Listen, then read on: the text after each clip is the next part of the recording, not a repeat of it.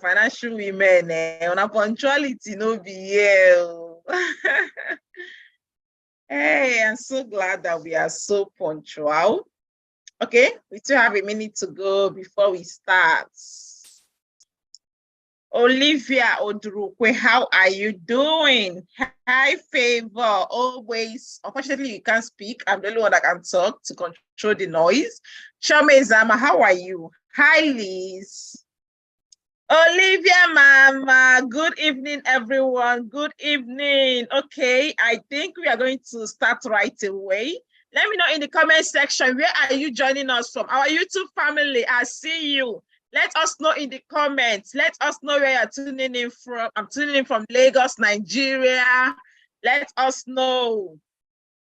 Okay, Accra, I'm in Accra, I see now. My investment friend is here. I told you, Accra. Fredalene is Lagos. Cynthia Loze is Abuja. Demi is Lagos. Aisha, Lagos. Olivia Mara Owere, my people. We plenty. Ilife, Lagos, Lagos. Mary is from Abuja. Amy is Port Harcourt. Dima Sophia is Canada. Yeti Ju is Lagos. Temi Abuja. Chioma Kaduna. Hey! That said my skin is popping. Thank you so much. Kelechi is joining from Abuja. Nice. Okay, Zoom is full. 8 o'clock on the dot. Zoom is before 8. Zoom is already full. God, we need to do something. See, I really appreciate this community. I tell people, we are not the regular community. We have a class by 8. Before 8, Zoom has reached its capacity. Financial women, we don't play with time, and I definitely love that. So let's quickly check in on our YouTube family, how they're doing. Hi, Joy Daniel, our madam. I see you, Joy. Hi, Mata. Mata is Kaduna. Nice, nice, nice. Okay, okay. Thank you so much, everyone. Let me quickly see our people on Zoom to make sure we are all together. Okay, so I see people on Zoom. Zoom people, let me see you in the comments. Where are you tuning in from? Where are you joining us from? Thank you so much for joining us. Okay, I need to be sure we are together. Okay, let's get started right away. Good evening, everyone, once more. Okay, Mata is Kaduna, Chinelo is London, Olasumbo is Lasgidi, Chinyere is Lagos. Everyone, I see you, I see you. Welcome, financial women, to, oh my God, let me tell you a little bit about this section. I don't know how many people read the post I made on the lessons I took from our just concluded FinTribe Fair, the biggest finance fair in Nigeria and Africa worldwide. That fair was a massive success. And I did a post trying to document all the things that made it to be a success. In as much as that fair was God ordained. You know, as human, we do our part and God takes over. So I reviewed a lot of things. And one thing I mentioned is, you see your personal branding, do not play with it. Because a lot of things that is going to happen to you, to your business, has to do with what we perceive, who we perceive you as, what's your relationship with people, the people you have in your network. And our trainer for today, Senora Voice, okay. God, okay, I don't want to look at the comment section, not to get distracted. Our trainer today, this is someone I respect so much because I've worked with her in the past and I'm still working with her. Yeah, this is an ongoing journey. I'm so glad I'm one of her few clients. You know, they do like take plenty clients like that, but I'm so glad to be one of her clients.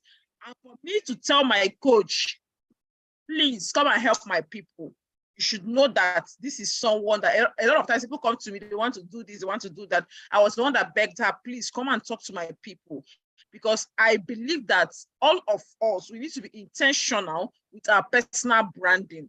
I need her to come and do for you what she's doing for me, because signing up to her program is like one of the best things I've done for my brand. And you know what? See, personally, me, I know they like theoretical thing. I know they like, sometimes if you are talking to someone that are telling you some things that are if you are in the classroom. No, this is real life. We need practical, actionable steps. And that is what Senora Voice is known for. Very practical. She's not coming to tell you, branding is this and branding. She's telling you, do this, do that. As you're doing it, you are seeing results. When we are marketing that fair, a lot of the marketing things we did, there are ideas. Jennifer, let's do it this way, let's do it that way. Me, I'm doing it immediately, and we are seeing results.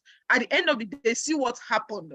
And the thing is that she is, I don't know, she doesn't talk about this a lot, but she's a top executive. She's a marketing executive, a marketing manager. I talk in one of the top industries and companies out there. So she's talking to you from the angle of someone that understands personal branding on a personal level. And she's also talking to you from the angle of a corporate person that understands branding and marketing from the corporate level. Do you see? So this is why I believe, one of the reasons I think that she is amazing at what she does. So please, in fact, I don't want to talk much because she's going to take the floor now, and stay to the end. Trust me, you don't want to miss any of these. I hope you're already following her on her social media, because she shares a lot of insight on social media, and she has free courses, paid courses. Hey, Mama, please let us know of these courses before we end the class, because I don't know how you are able to do. I've talked too much. Okay, thank you so much, everyone, for joining us. Welcome to our host. Please, in the comment section, can you especially welcome our trainer for us? She's doing this free of charge for someone that is very busy as a top marketing executive, as a personal branding expert. I know how many clients she has. In fact, even my own section, Seth, I know how the time it takes her to do all of these things, but she agreed to come and talk to us today. Please, let's welcome her, especially in the comments. Thank you so much, Senora Voice, for joining us. You have the floor, ma. Thank you, Jennifer. As in, I'm just smiling because Jennifer has exposed me to the world. Thank you, thank you, thank you. You are great at what you do. You put in the It's so great to be here. Financial women. I was telling Jennifer that let's start so that I can just test run. And then she went on Zoom, seeing people already waiting, and I'm like, none of they play, none of they carry us. Very good. Thank you so much, Jennifer. Thank you for the opportunity. Thank you, Financial Women, for turning up. God bless you. Oh, sorry, I'm a church girl. Don't worry, you'll be enough of God bless you. So let's just begin. I would like to share my screen. I have to give away before we start, but yeah, let's just share my screen. Did I hear giveaway? Yeah, giveaway. Hash. You don't tell us this one. No. Okay, we are ready, ma.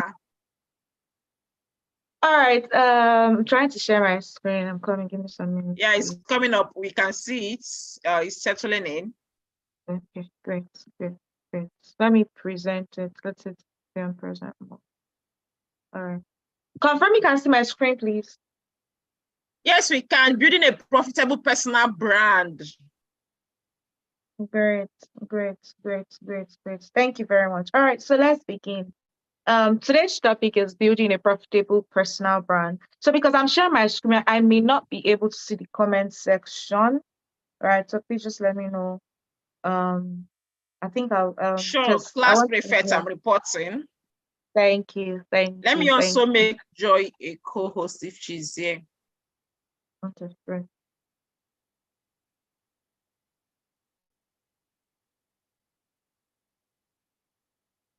Do I start? Yes, please, you have the floor, ma'am.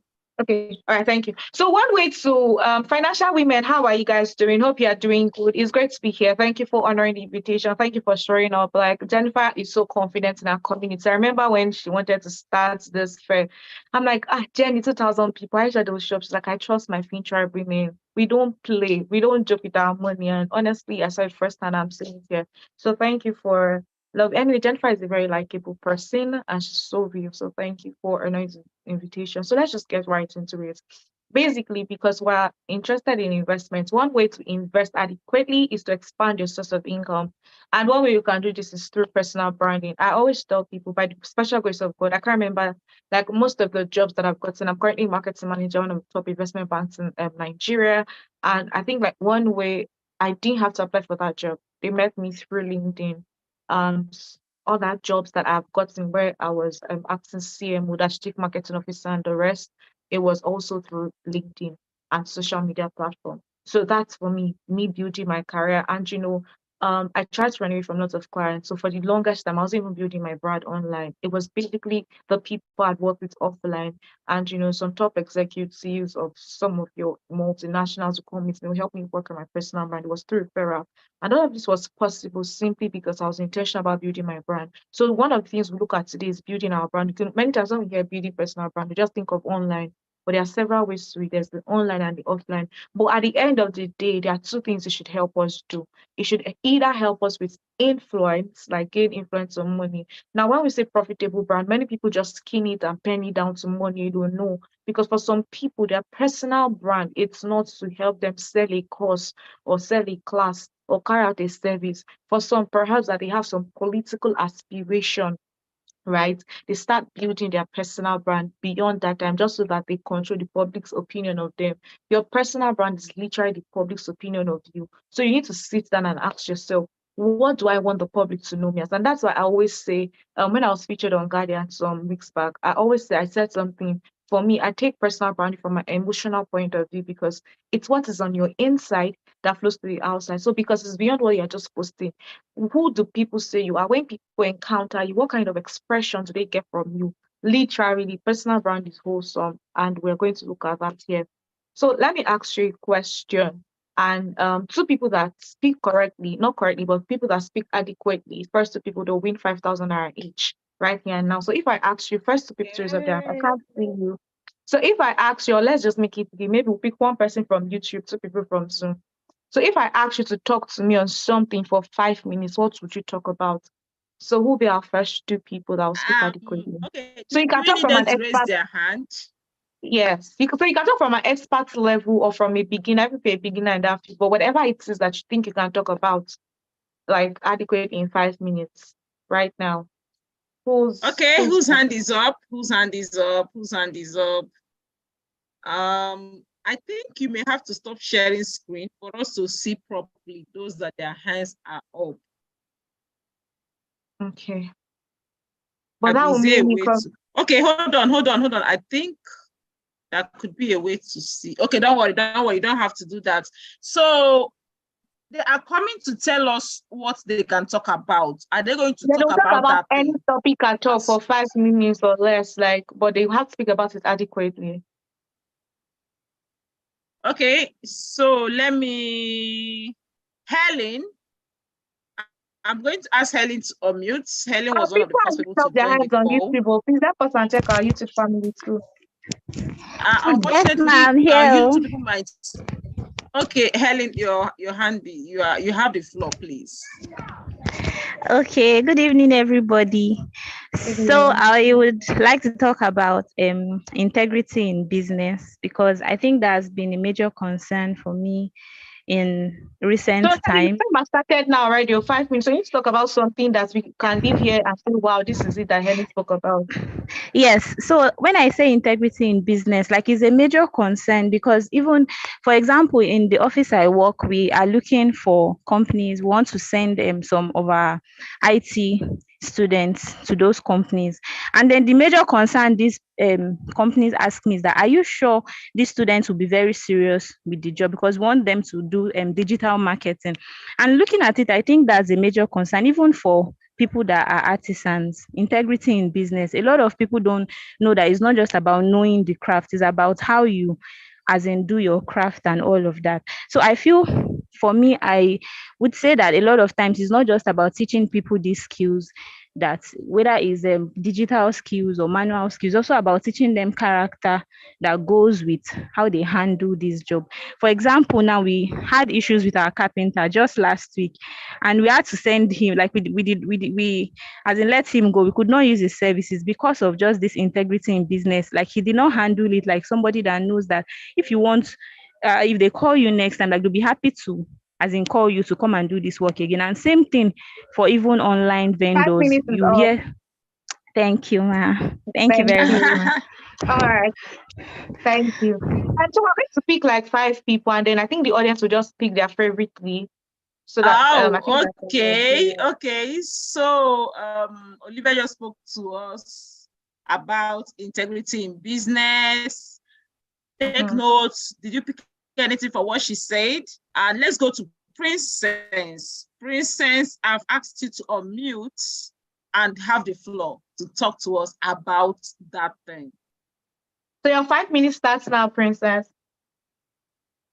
Princess, I've asked you to unmute. At the count of 5, you're going to pick someone else. One Prince. Okay, I think she's good to go. Hi, good evening, everyone. I'm a software engineer, so I'm going to speak in software engineering terms. So I'm going to be talking about virtualization and containers. So virtualization is the practice of creating a virtual, or rather than a physical version of computing resources, such as your server, your storage, or your network. So it allows you to create multiple instances to run a single physical server, optimizing resource utilization and enhancing flexibility. So a container, on the other hand, is a lightweight form of virtualization that packages an application, and it also makes use of dependencies.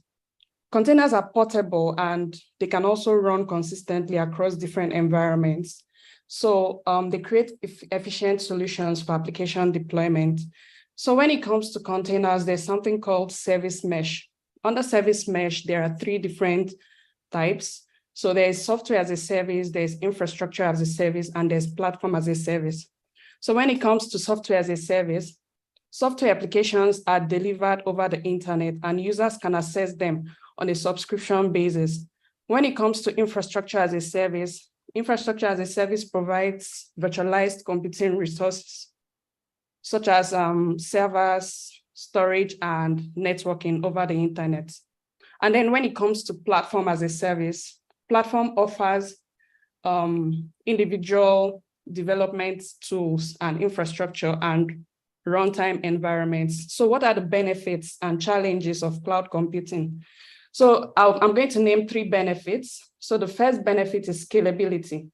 So you can scale your applications when it's cloud-based. You can also optimize costs for your business as well as accessibility. Also, when it comes to challenges, some of the challenges of cloud-based computing are data security. You're not sure of security because your data is stored. Thank you very much, Princess. Okay, Princess, thank you for the presentation. Are we taking notes? So whose hand is up? We have, yes, so you are going to be the one to choose winners. Jenny, and so Grace just saying they want to speak. What do we do now? Unfortunately, they are not able to speak. They can only type. So please bear with us and observe. Grace Joshua, I've asked you to unmute for your 5 minutes presentation to stand a chance to be crowned the speaker. Golden. Jennifer, shut up. Over to you, Grace.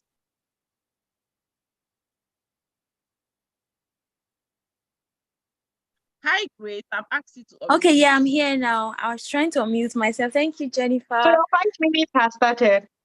Okay, I want to talk about period poverty. A menstrual hygiene advocate, and period poverty simply means the lack of period products for a lot of people, and not just in Nigeria, but in Africa and other parts of the world. Many women and girls are experiencing period poverty. So what this means is that they don't have access to sanitary pads and other period products. And what this does to women and girls is a lot. For young girls, it could lead to them missing out on school because they have to rely on improvised solutions like dirty rags, tissue papers, and other unhygienic materials that they need to keep themselves dry during their period. And this could even lead to infection, long-term and short-term infection, and it could even lead to, the disease could lead to death. While for older women, they find themselves just trying to manage what they have. And because when these young girls turn into women and they become mothers, they transfer the same ideology they have about period poverty and to their daughters, and their daughters face the same thing. So it's like a vicious circle that never ends. And this period poverty has a lot of challenges. And one of the reasons why period poverty exists in a lot of places, especially low-income communities, is because of they don't have money, financial constraints, and all of that. So one of the ways that period poverty can be solved is when a solution can be provided. Like, for example, there are lots of people these days that are producing reusable sanitary pads that can help those women that cannot afford the disposable sanitary pad, because disposable sanitary pad, the price is not even helping matters. There are some people that they're not even poor, but they find it very difficult to keep buying disposable sanitary pads. But reusable sanitary pads is actually a good option for these women and girls if they can be able to have access to it. So period poverty is period poverty. Okay. Wow, well done. Time up. Yeah, time up. Oh, thank you so much, Grace, our top Thank speaker. you. And we have one more to go, two to go. Let's make it one more just so that we can be fast and not. Okay. And the last person is going to be Senkem Daniel. Forgive me if I didn't get the name right, but we are going to start with an introduction. You have the floor to win your 5-minute speaking pitch. Over to you, Senkem. Good evening, everyone. I'm Senkam Danan. I'm a pharmacist, and because we're in flu season, I want to talk to us about flu and how to prevent falling sick during this season. Because I noticed that a lot of people come in with the flu and what we call Apollo, that's conjunctivitis. So to prevent transmitting this from one person to another and from getting down with flu, preventing from going about your day-to-day activities. These are the following points I want all of us to take note of. That it's very important we wash our hands regularly. Washing hands protects us against many infections, including the flu. So keeping your hands clean is a very easy way to keep yourself and your family healthy. Also,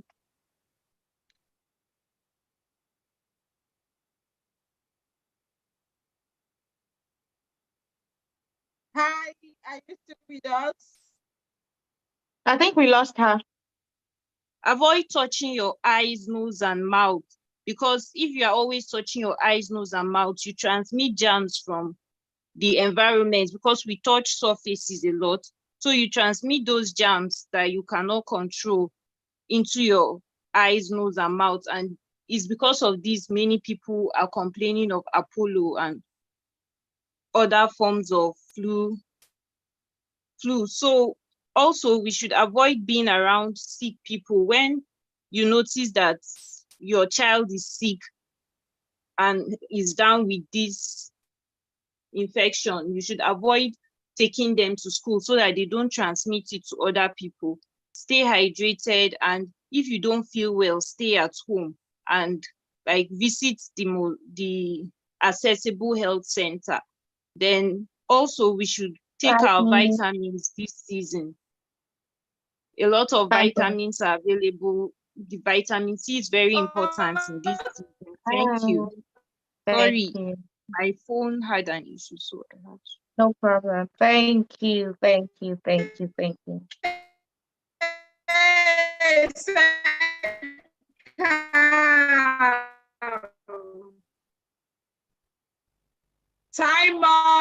Time up.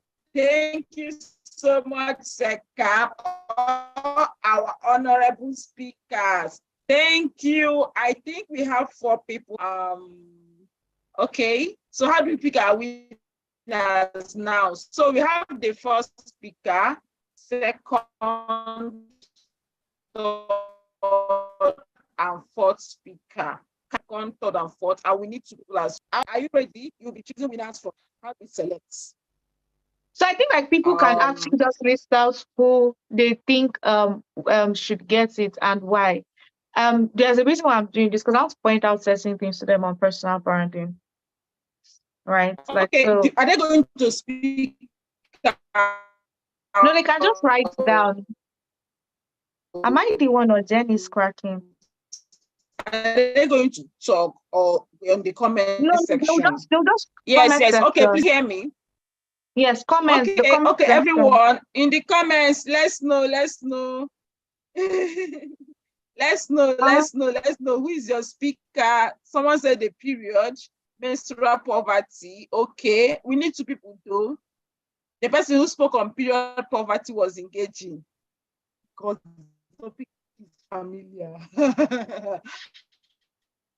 Okay, and you 2 people, who is your winner? Who is your winner? Monica Anayo, hey mama, see you on YouTube. Hello, YouTube people. Who is your winner? Financial storyteller said it's period poverty. Cherisa Gold, period poverty. YouTube people. Radio Space Media. Okay. Well, please, period poverty has won. But she only okay. Someone else said second on flu. Okay. The first speaker, integrity in business. Okay, now we have integrity in business. We have flu. Okay, we have 2 flu now. We have 2 flu. We have 1 integrity in business. Her speech was memorable, clear, concise, and with examples. Oh, I like that, with examples. Okay. Second on flu. Software engineering might not relate with all of us because that is core tech, but she spoke well. Nice. Period poverty. The person that talks on integrity, software engineering, because she's obviously an expert in her field. Flu, poverty, period poverty, integrity in business speaker, menstrual poverty and software engineer, integrity in business, already congratulating period, integrity in business. Okay, I think the second person. So yeah, I think integrity in business is, please hold on, let me make sure we're on the same page on YouTube. So YouTube is all for period poverty.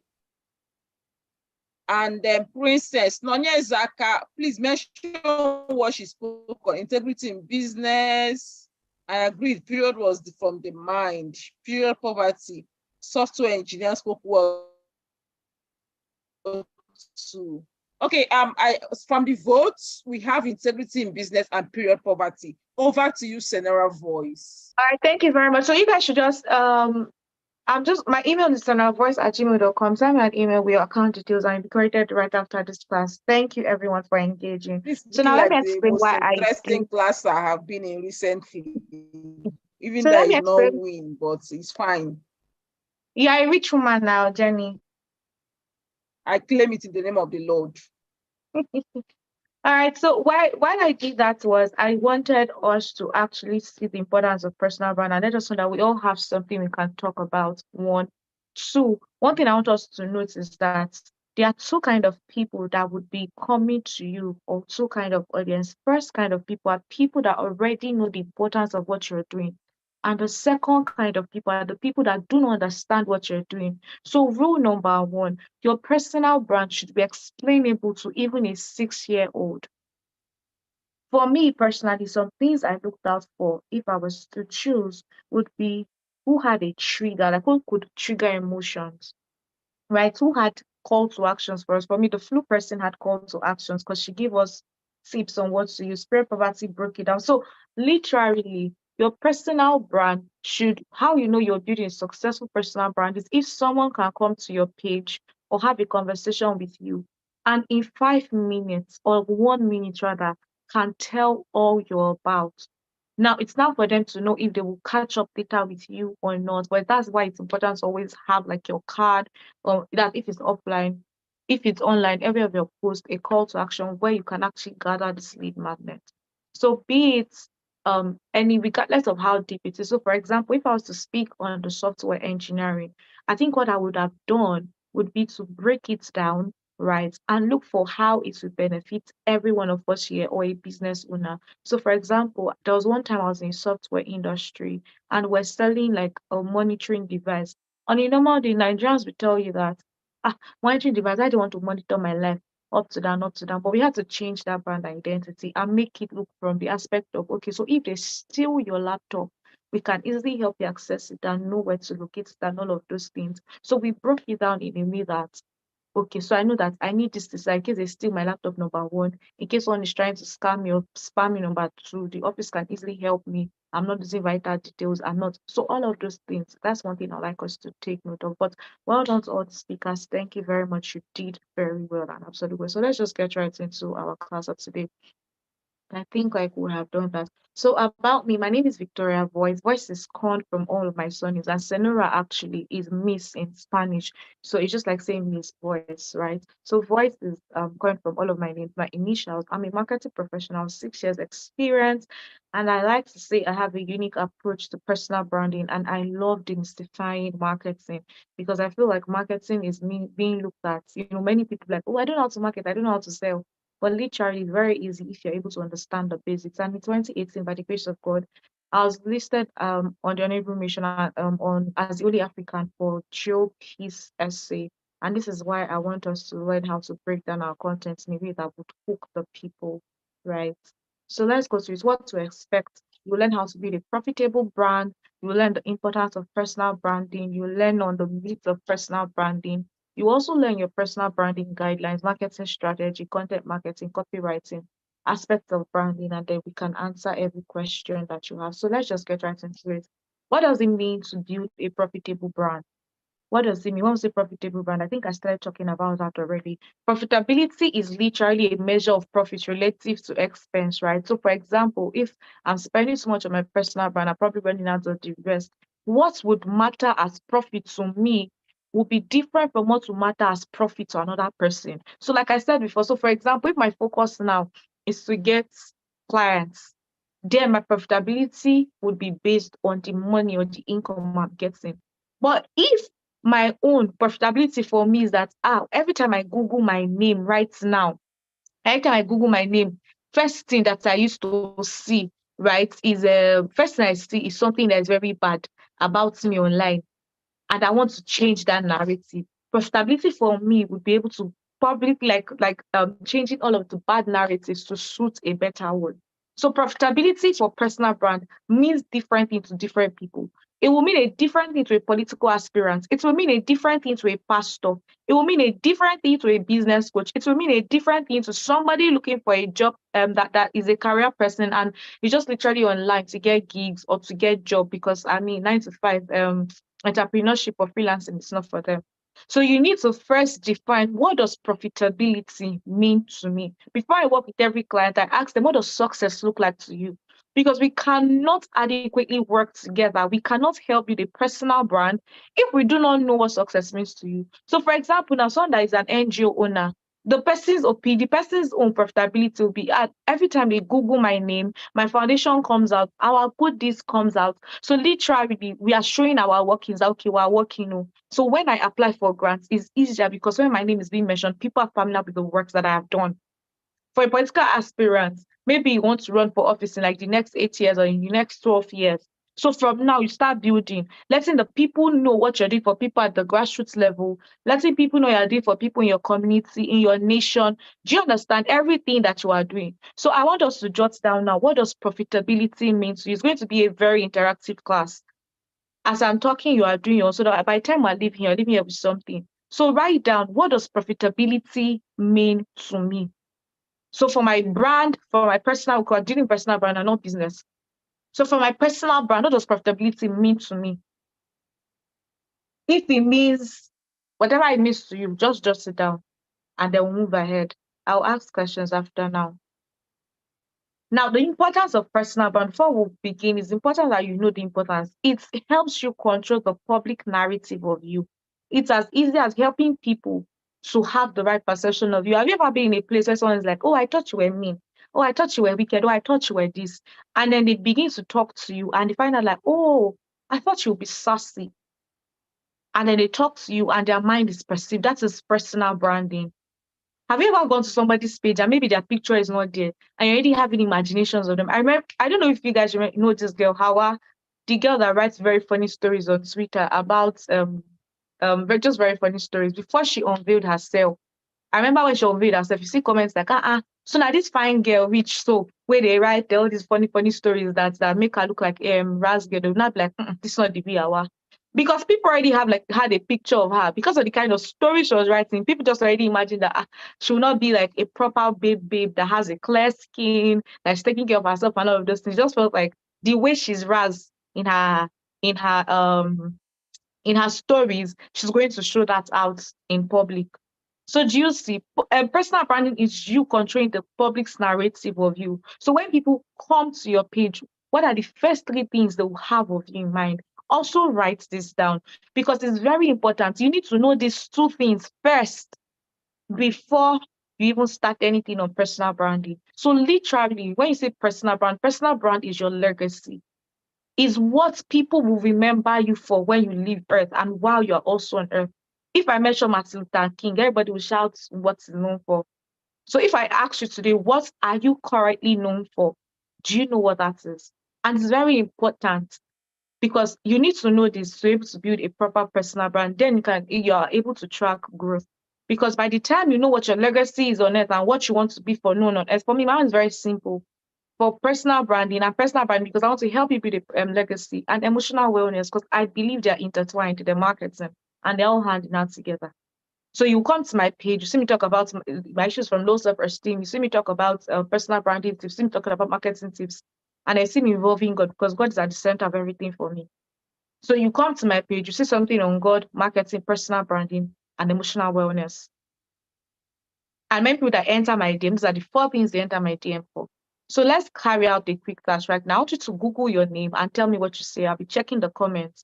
If what you see is what you are okay with, then that's fine. You know that you need to actually just keep on putting things consistently within that line. But if you Google your name and nothing is coming out, no identity of you is coming out, it's something you also need to work on. Because when in day and time, I think yesterday I was having consultation with Jennifer and I was trying to measure some things with some people. And first thing that she did was to Google the person's name immediately.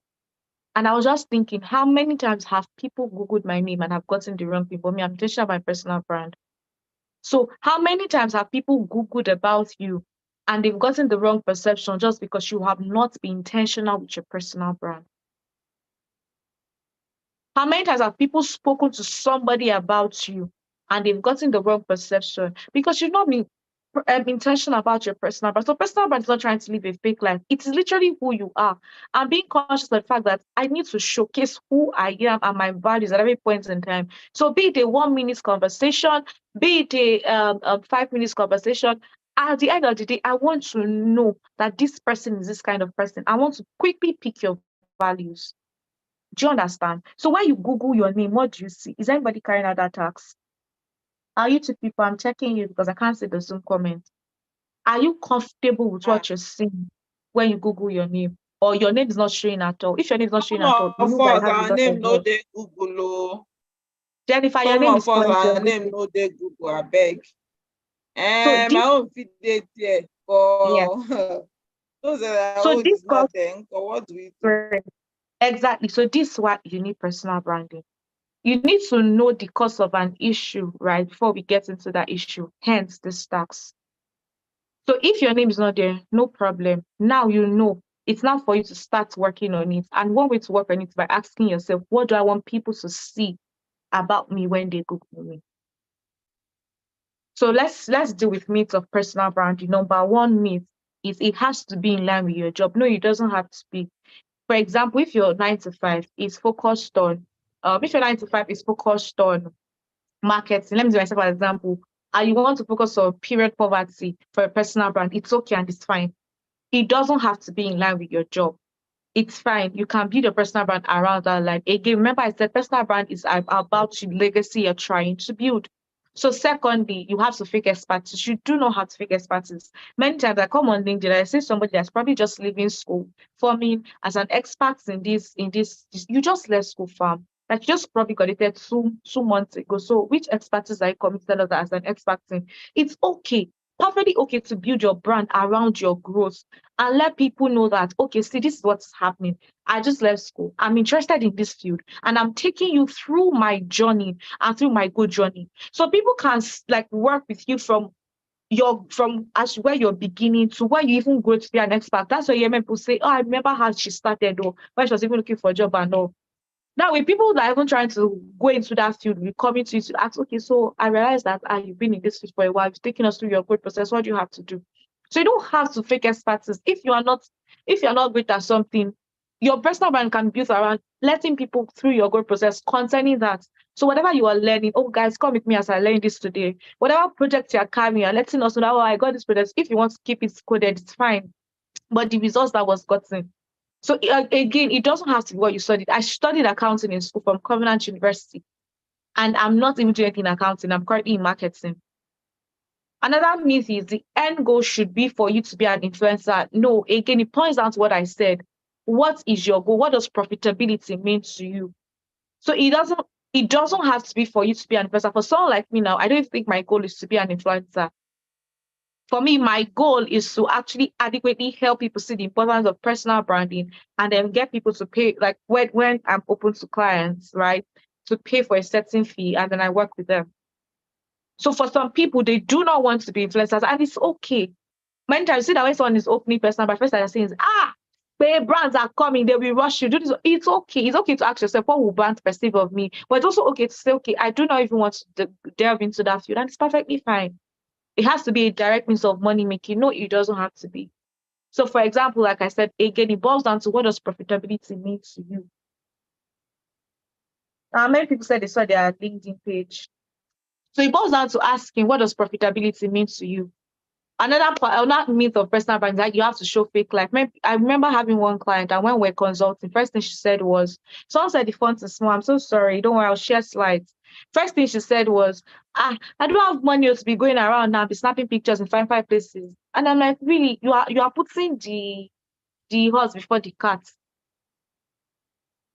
It's not about showing a fake life. I mean, be excellent. Try to make sure that your pictures are clear. Like, I mean, it's easy for people to read you, but it's not about fake life. You don't have to fake it. You can tell us your story. Then to fake a sad story, a sorrowful story, because many times when I talk about personal branding, I'm saying share your story, right? I'm always telling people to share their story. And then many times I see that someone is like, oh, I don't have story. Maybe I'll fake one story. Why are you faking story? A story is very simple. Your story is your why. Why am I starting this? So, for example, this lady that spoke on period poverty, definitely, I mean, her story is because she has seen it happen to other people. She doesn't have to fake a story that, oh, maybe me too, I was poor 4 years ago, 5 years ago, and I know how. You don't have to fake all of those lies. You can literally, and it's sync to the next point. It has to be a personal encounter. No, it can be from what you have seen other women go through. Do you understand? It can be someone else's story. Or it can be that you're so invested in it, you've read about it, and then you've seen the dangers that it can cause, right? And hence, that sparked up your interest in that.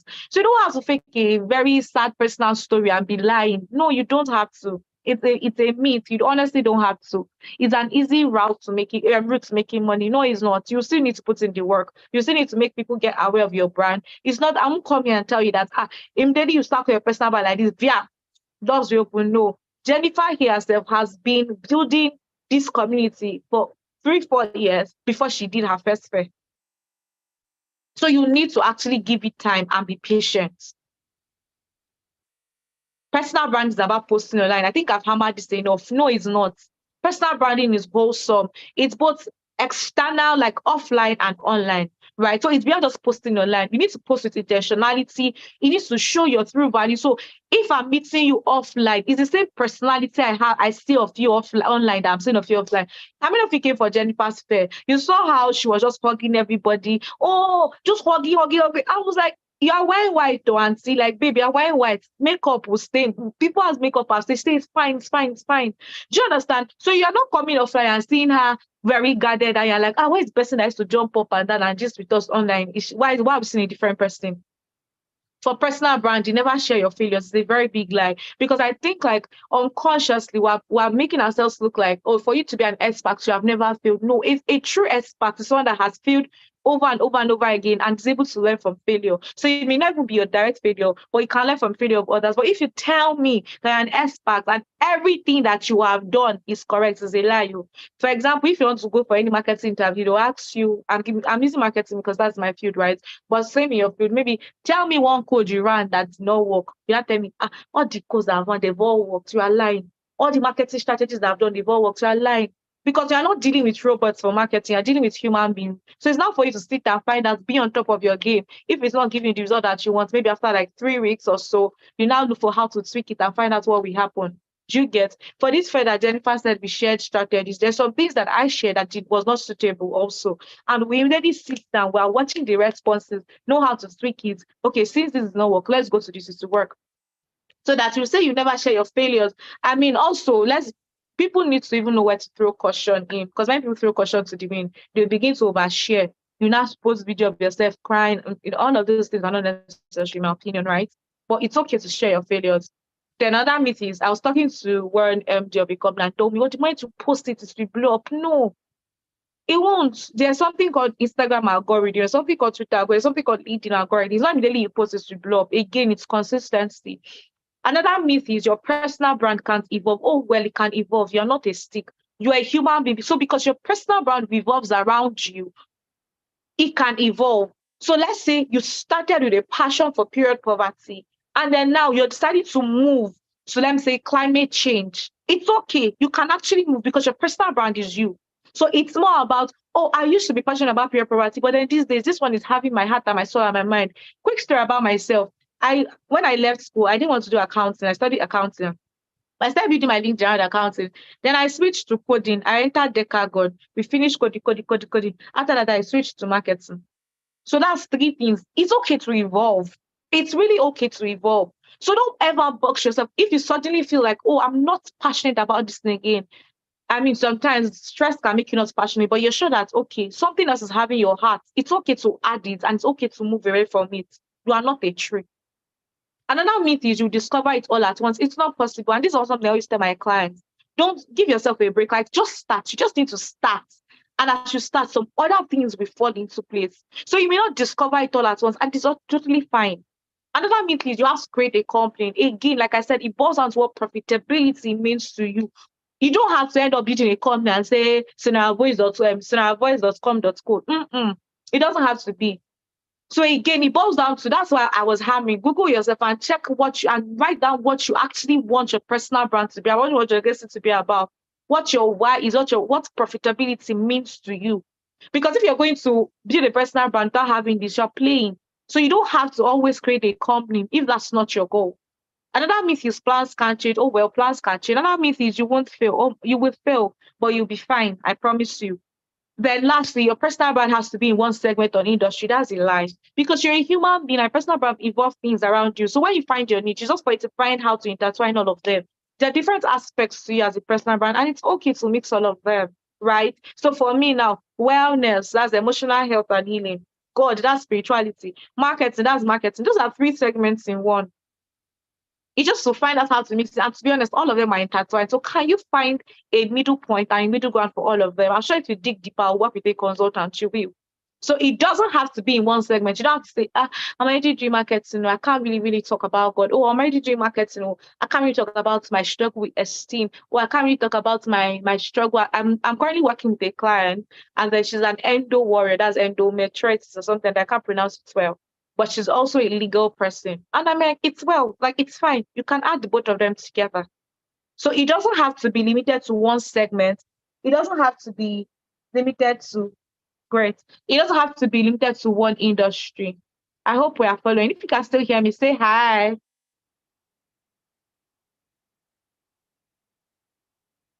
I hope I'm audible.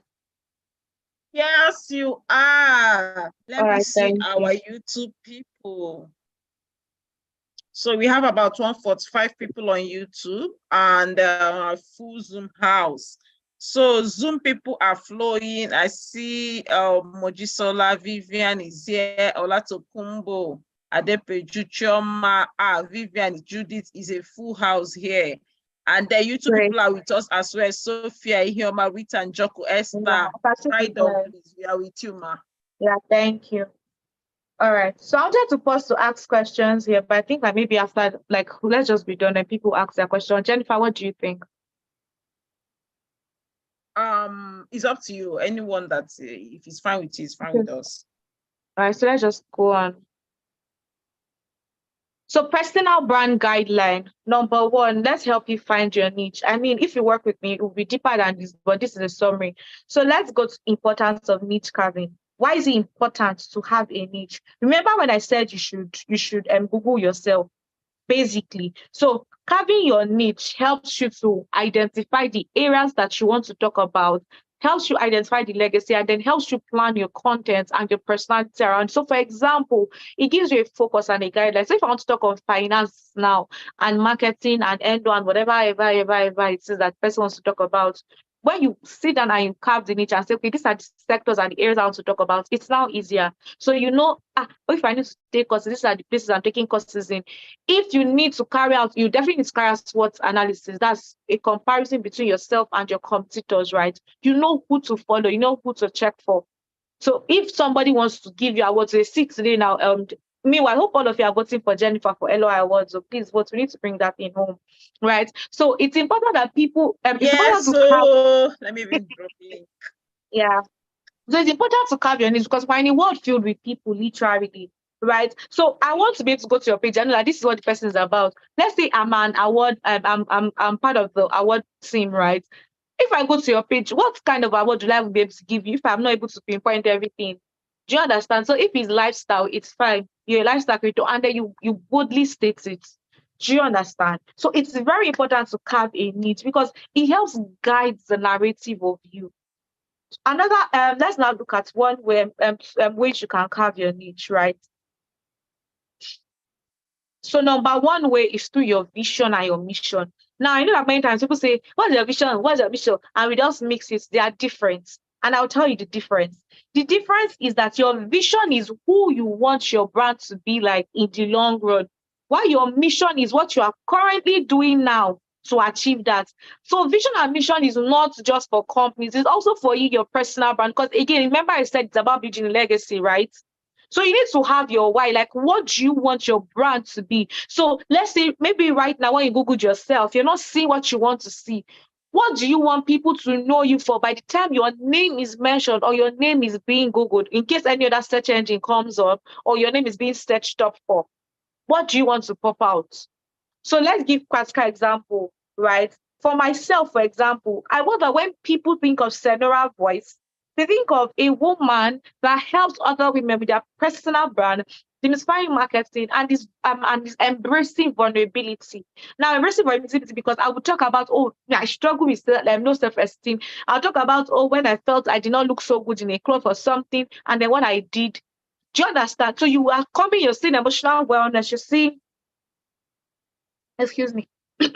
Thank you. You're seeing emotional wellness. You're seeing so let me give my vision statement is to be top of mind. That's the first choice brand for helping women find their voice in a way that is profitable to them through cash or kind. So when you hear my, I want you to know that, this girl, should we help you find your personal brand? Is like, when you talk of personal brand, is her, and she comes from you through a unique perspective, right? And let you know that, it can be through cash or kind that your profits can come through. So when you hear Senora Voice, first thing that I want to come to your mind is personal branding, then marketing. So for me, it's to be the top of mind, like first choice brand for helping women. In fact, funny how I still have some male clients, but yes, my goal is women. Right? While my mission, remember I said mission is what you're currently doing, your how to achieve that. So how am I doing this? I'm doing this by helping personal brands grow their brands to become global renowned brands by helping them develop online visibility and credibility that yields maximum profits for them. I'll take that again. So my vision is to be top of mind awareness. Now, for me to be top of mind awareness, I need to have actively helped people grow their personal brand with results. So how I'm going to get to the top of mind awareness is by helping people grow their personal brands so that they get to the point that they want to be, where they can now gain online visibility and credibility. So people look at them and say, okay, yes, I think I can trust this person. So it's yielding profit to them, depending on what profitability is. I hope that as I'm talking, also writing down your own vision and mission statement. Remember I said it's classwork, Abby. It's classwork, because you don't want to spend your time here and living here not understanding what you're meant to do. So your vision and ambition statement, maybe if we have time, I can even look at some people's own.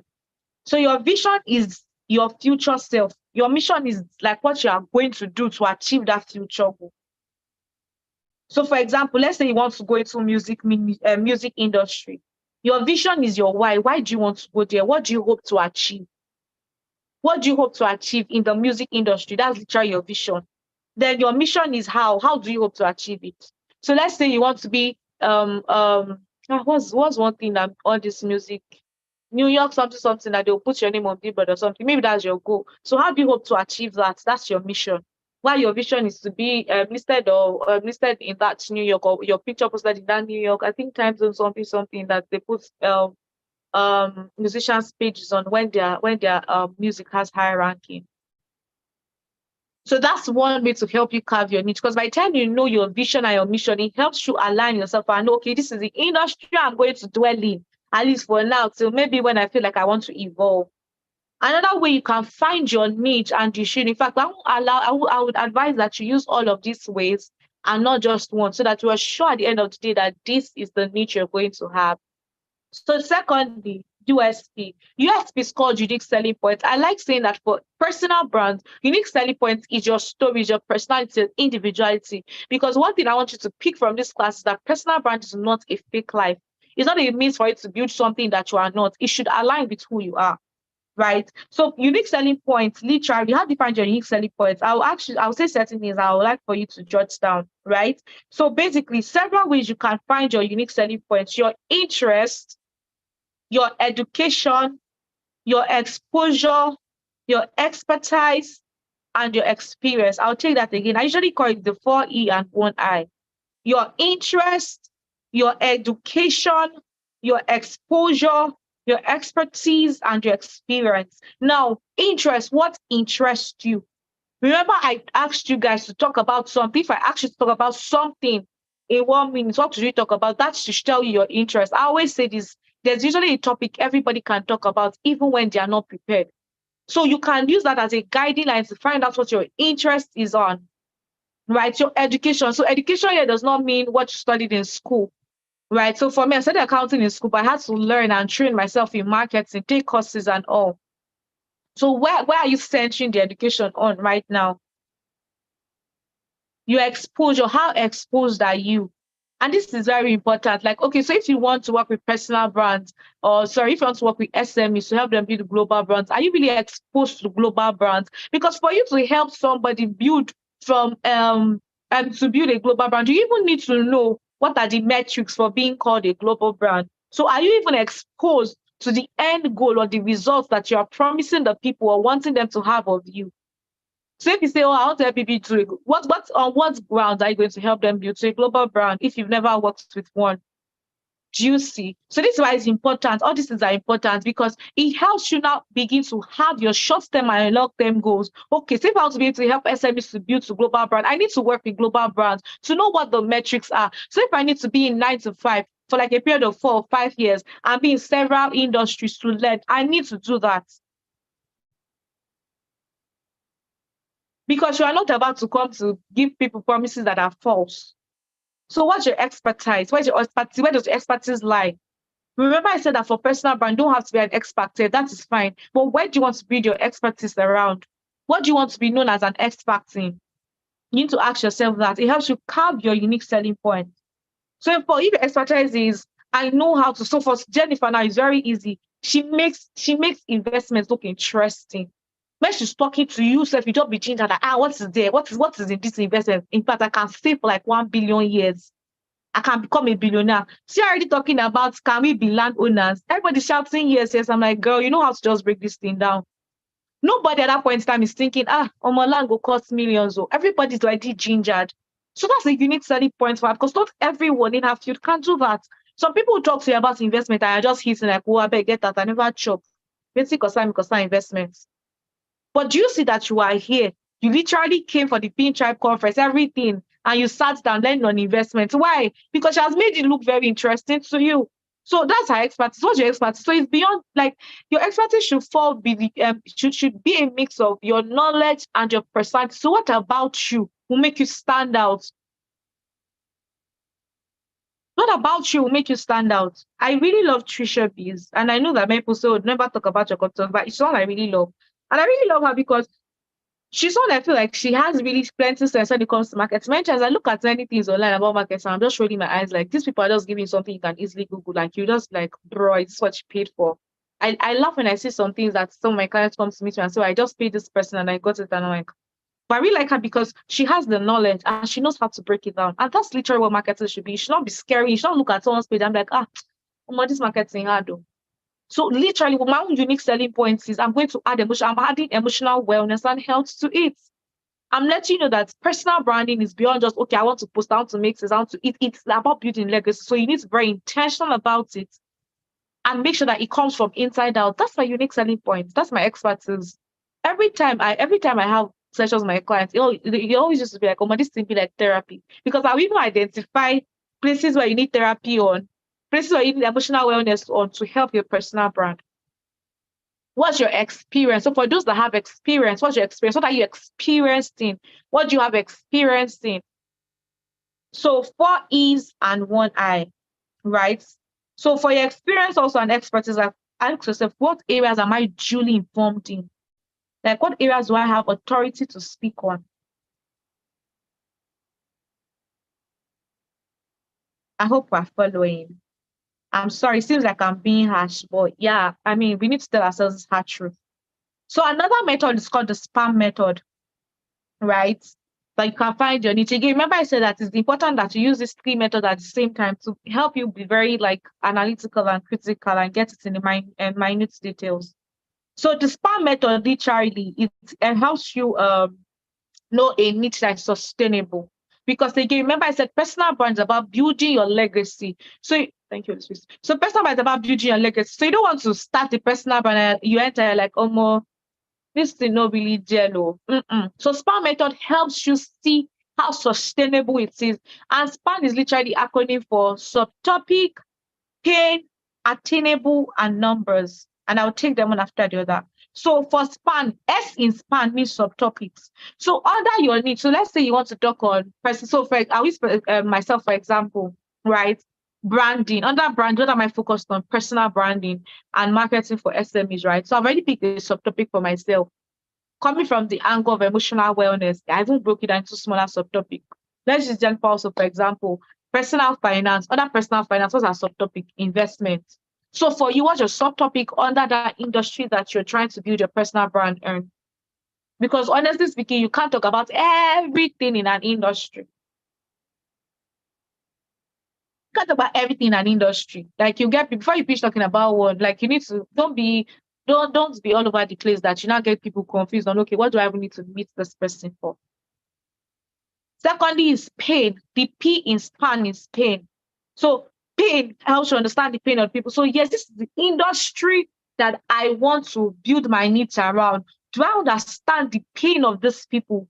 Is their pain literally legit? For me, I always ask those people. I realize that the pain of many people in personal brand that want to be personal brand, they just feel like, I have to live a fake life. It's so tiring. Like you just have to just be posting. Some people tell you, come and dance online. When you dance 100 times, people will come like, what nonsense? So the pain is that many people do not want to come online and be who they are not. They are not loud people. And then someone has said that, you have to be loud. You have to be loud online. So this is the pain of the people that I'm solving. People that are intentional. Or you see somebody coming online and then be doing very crazy things. You ask like, okay, is this person okay upstairs? Maybe eating a bar on the road or something. Very funny things. Because, they feel like they have to do something not so great just to look good online or to gain virality. The pain of the people, like I'm solving pain of people that feel like that have been told that negative PR will help you, bad publicity is still publicity. No, some people want clean record, and it's fine. Some people want to be their true self and attract the right audience, and it's fine. So that's the pain I'm solving. What's the pain you're solving? And be sure that before you say, okay, this is the pain, you actually ask people around, like, is this a pain for you right now? A is attainable. So really, what is attainable in that field? So before I went about doing emotional wellness and all of those things together with personal brand, I had to take certain courses in your linguistic programming. So I'm able to identify certain triggers, certain traits. I haven't had it. I will also even teach my clients neuroscience and neurosales, how to use emotions to get people to buy from me and all of this is the way that is actually okay and suits your personality. So I look at your brand and I like the triggers that could work for you. So is it really attainable? I had to take these courses. I had to ask questions. I had to look for people in the industry that are doing that. So you have to ask yourself, is this attainable? You know, again, I'm saying you don't want to start a personal brand that is not realistic, that you enter like, oh, man, this thing, no, they jello. That is not the gel, it's not feasible. So you want to go into period poverty. For example, is it really attainable? Like, for example, so if a new government should come into place, I think that okay, Nigeria, would that wipe off the area of personal period? I'm not saying it's real, but I'm just giving examples with what I heard today. Without wipe it off completely.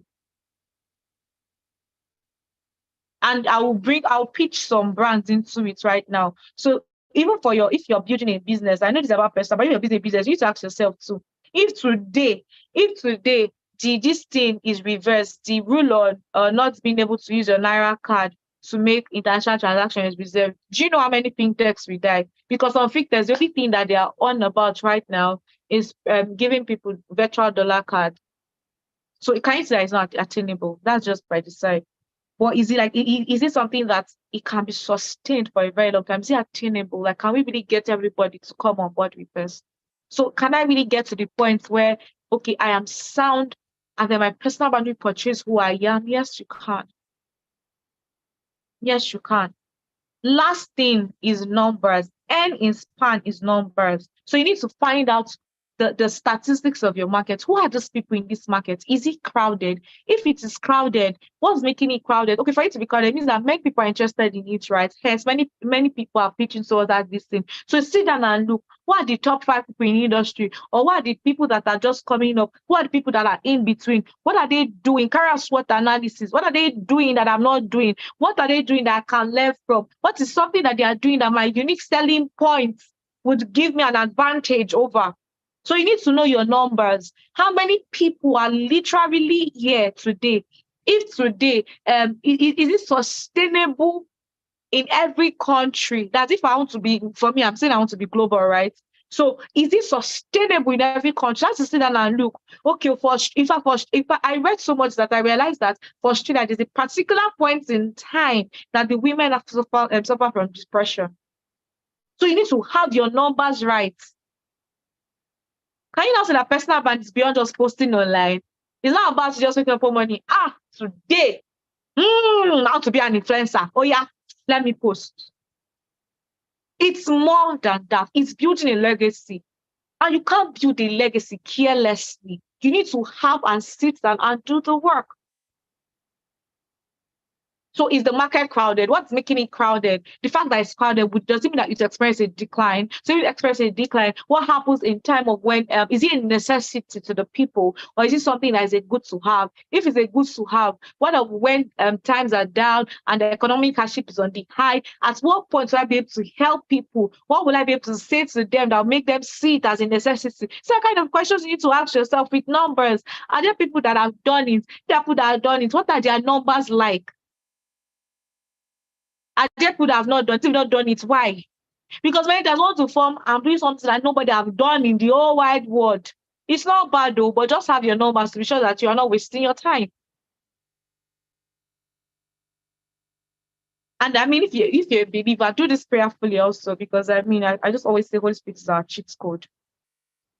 I've talked about this extensively in my course, Finding Your Voice. It's a mini course on my website, sonavoice.com. You can enroll to partake of it, right? And also in my diploma in marketing communication course. So you can enroll for both and then just take it. But the thing is that as you enroll, you just have 10 weeks. But if after 10 weeks, you don't finish your course, you are kicked out because it's free. So we need everybody to take it seriously. I hope so many of us have been able to cover our needs and all of these things that we are saying. Next is crafting your story. So now that you know your niche, it's now very easy to craft your story. So who are you? For example, if I ask you today, who are you? Who would you say you are? Now, this is going to be in line with who you want to be when you're being Googled or your legacy you want to leave. So for me, I'm Senora Voice. I'm a joyful baby girl. Like, I like to play. I don't like stress. So because I don't like stress, That's why I just like demystifying things and making things look very small. Again, remember I said that your personal brand should be understandable by a 6-year-old. In fact, in marketing and in content, they'll tell you one thing. They'll tell you the rule of thumb is if you cannot explain something to a 6-year-old, you don't understand it, and it means that you need to go and read about it again. Did you catch that? And you know how 6-year-olds are. If you can explain yourself or what you do to a 6-year-old, it means you have not gotten the nitty-gritty of your brand. You need to go back and know what to do. So today, if your 6-year-old needs come and meet you, Auntie, what do you always do? Like, what do you do? What's your personal brand about? What can you tell them? In a way that they can understand. So that's who you are, your personality.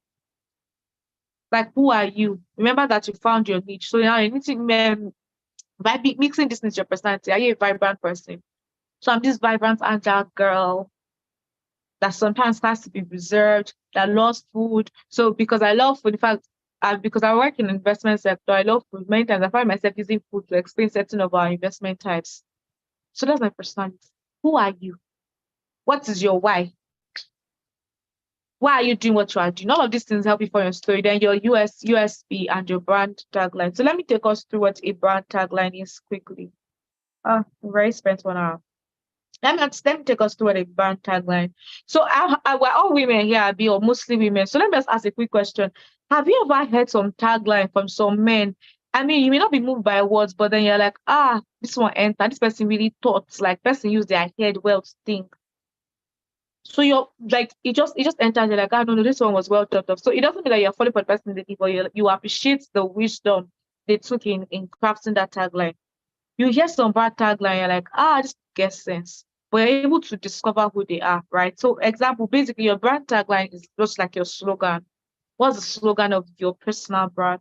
And the problem you get is many personal brands fail to include this because they usually leave it for just brands. They leave it for just like, it's just big companies that need it. Are you not a big brand? Don't you want to be someone that everyone sees and respects? So let's go to how to create your brand tagline. So tips for creating a successful brand tagline. Literally, your brand tagline should help your audience identify what your brand message is about. So tips for creating a successful tagline. Number one, it should be clear. It doesn't have to be ambiguous. What is it about? Many times people like to say rubbish. Like there's one time I saw something on marketing like that. Help you do just plenty talk. Me myself, I'm a marketing expert and executive. I was even confused. Like, wait, is this thing marketing? Like people just like, why are you trying to suffer yourself and make it so hard for people to understand you?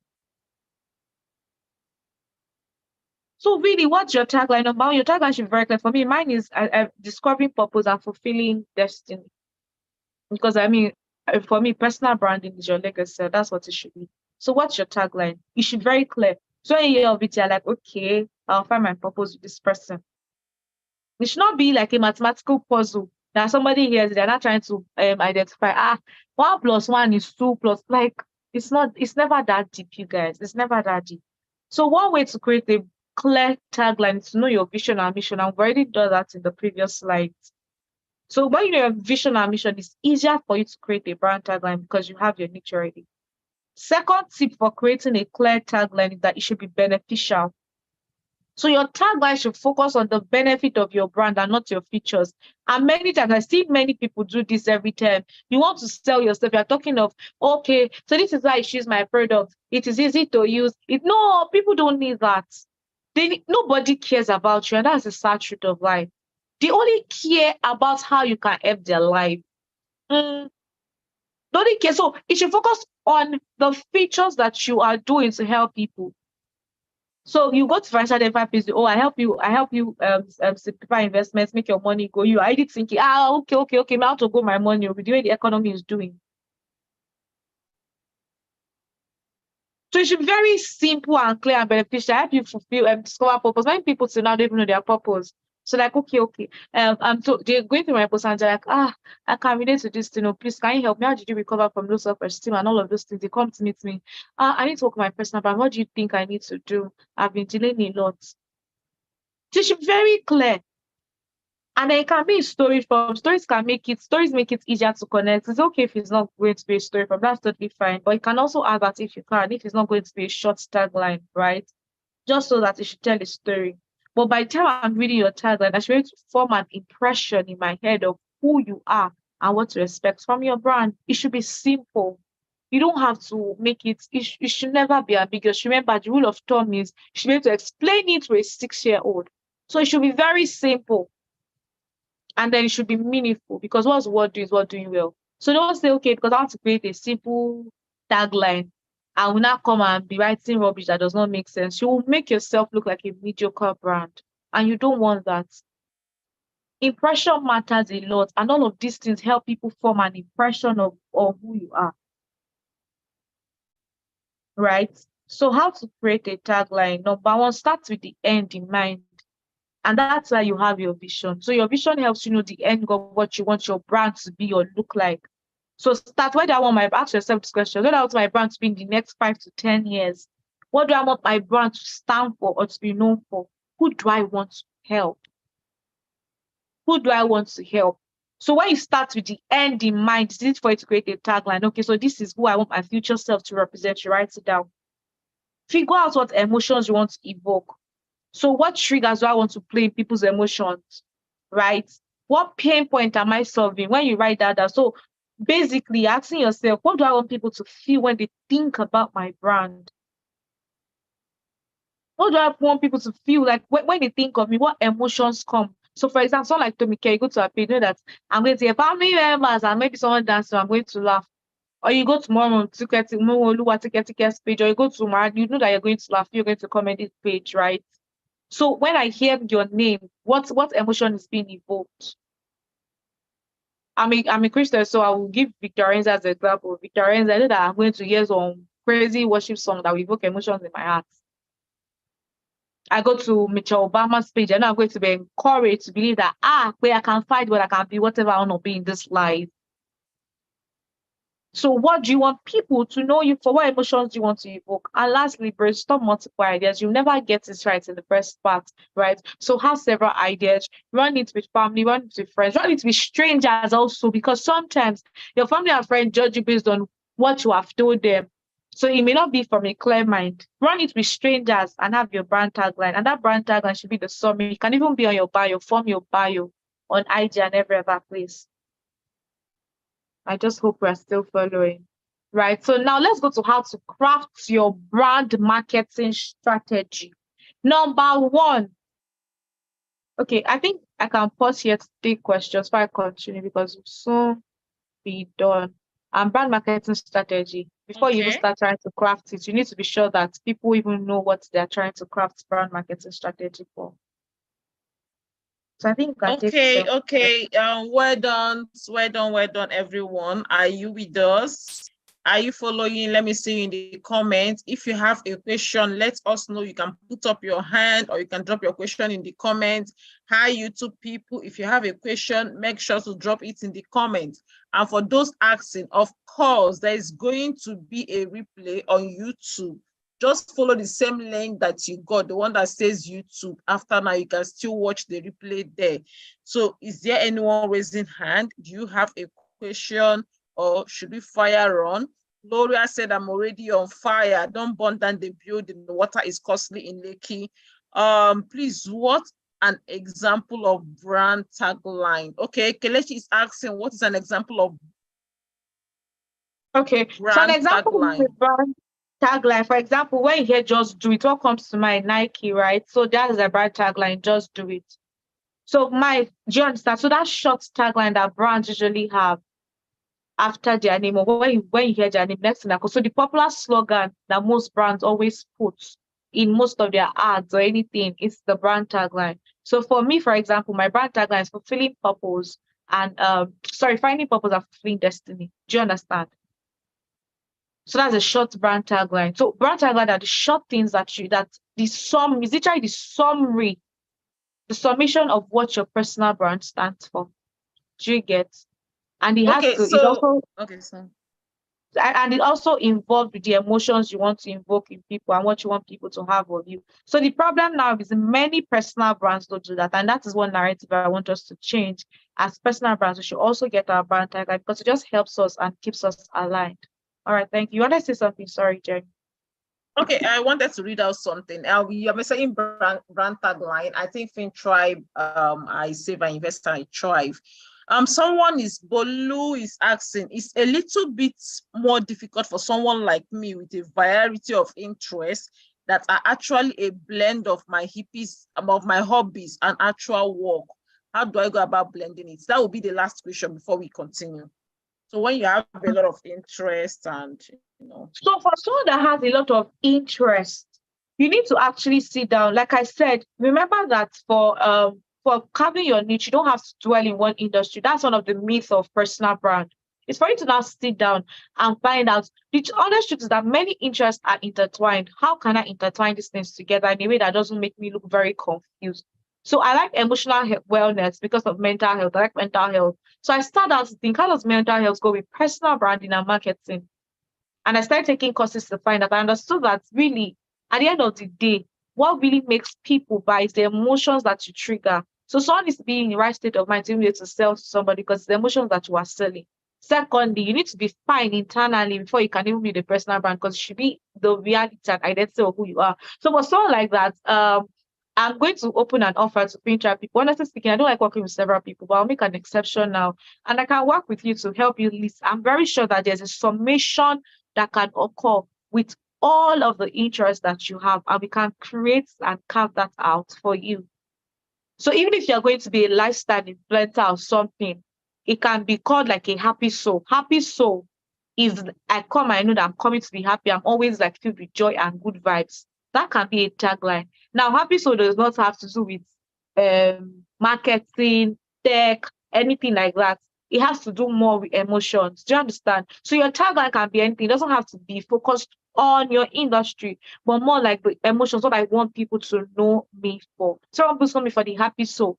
I can be happy. I can be happy in my place of work. So I will be stopping my colleagues and I'm showing you and sharing all of those videos in my content. Whenever I'm showing that I'm happy. If I'm going to the market and someone's annoying me, I'm probably laughing because I'm finding joy in things that people would naturally get upset over. I hope that answers your question. So you need to actually see it's a lot of work.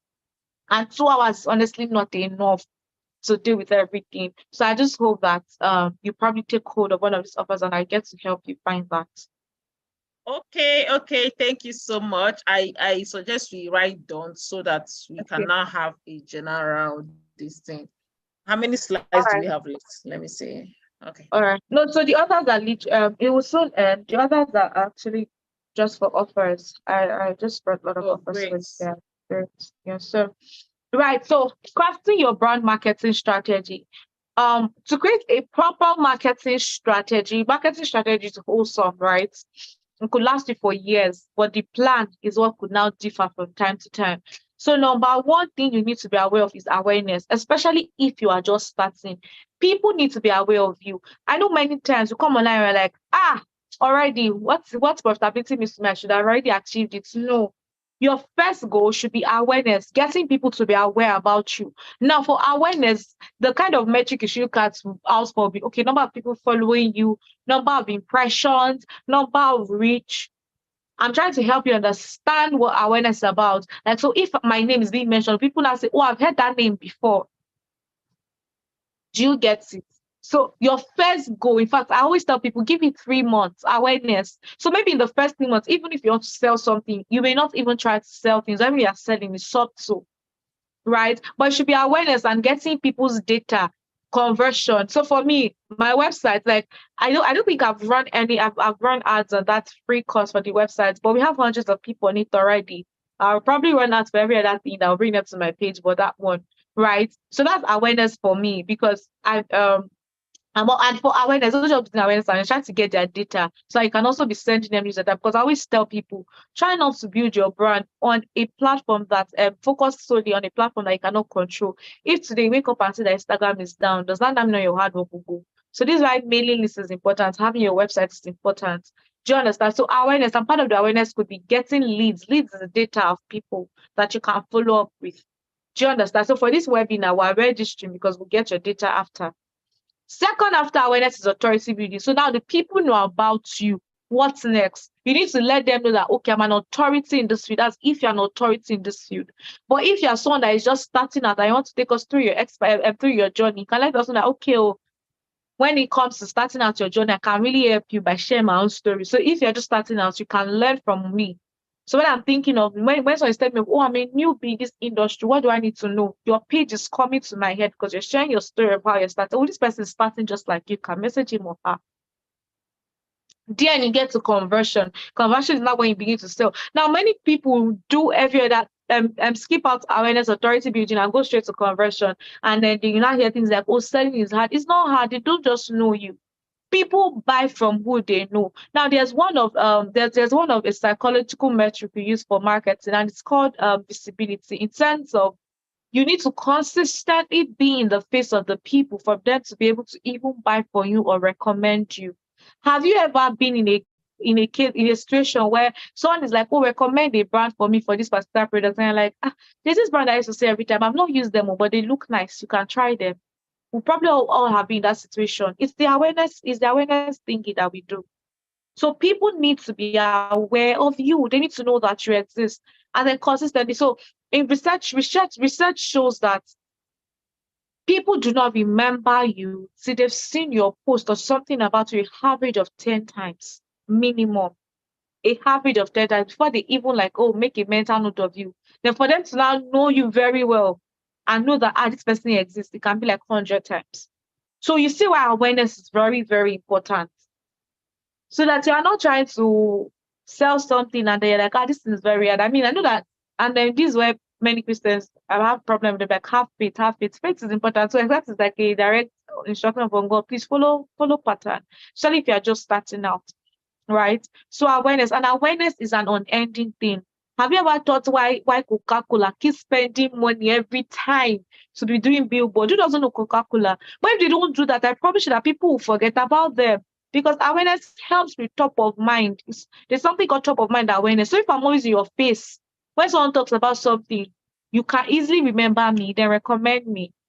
Then lastly, brand loyalty. So it's beyond people buying from you, but are they loyal to your brand? And I was telling Jenny that I think she even needs to start a masterclass on this brand loyalty, because the way you Fame Tribe members are loyal to Fame Tribe as a whole is crazy.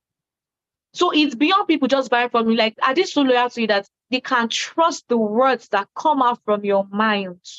Because tomorrow another person can start up doing what you are doing. So if they're not loyal to you, as a new brand start up and they just flow with that person. So beyond building conversion, you now need to have brand loyalty. And this is where community building comes in. Do I have a community? This is again where carving your niche is important and finding your mission, USP. Because based on those values, people that have the same values with you now begin to follow you because they can share the values that you share. And they're now staying loyal to your brand because there's this kind of connection they cannot explain. So you're building community, giving the kind of details that they want. So people that probably love people that are vulnerable, they are connecting with you because they're like, this person is real. She's not fake.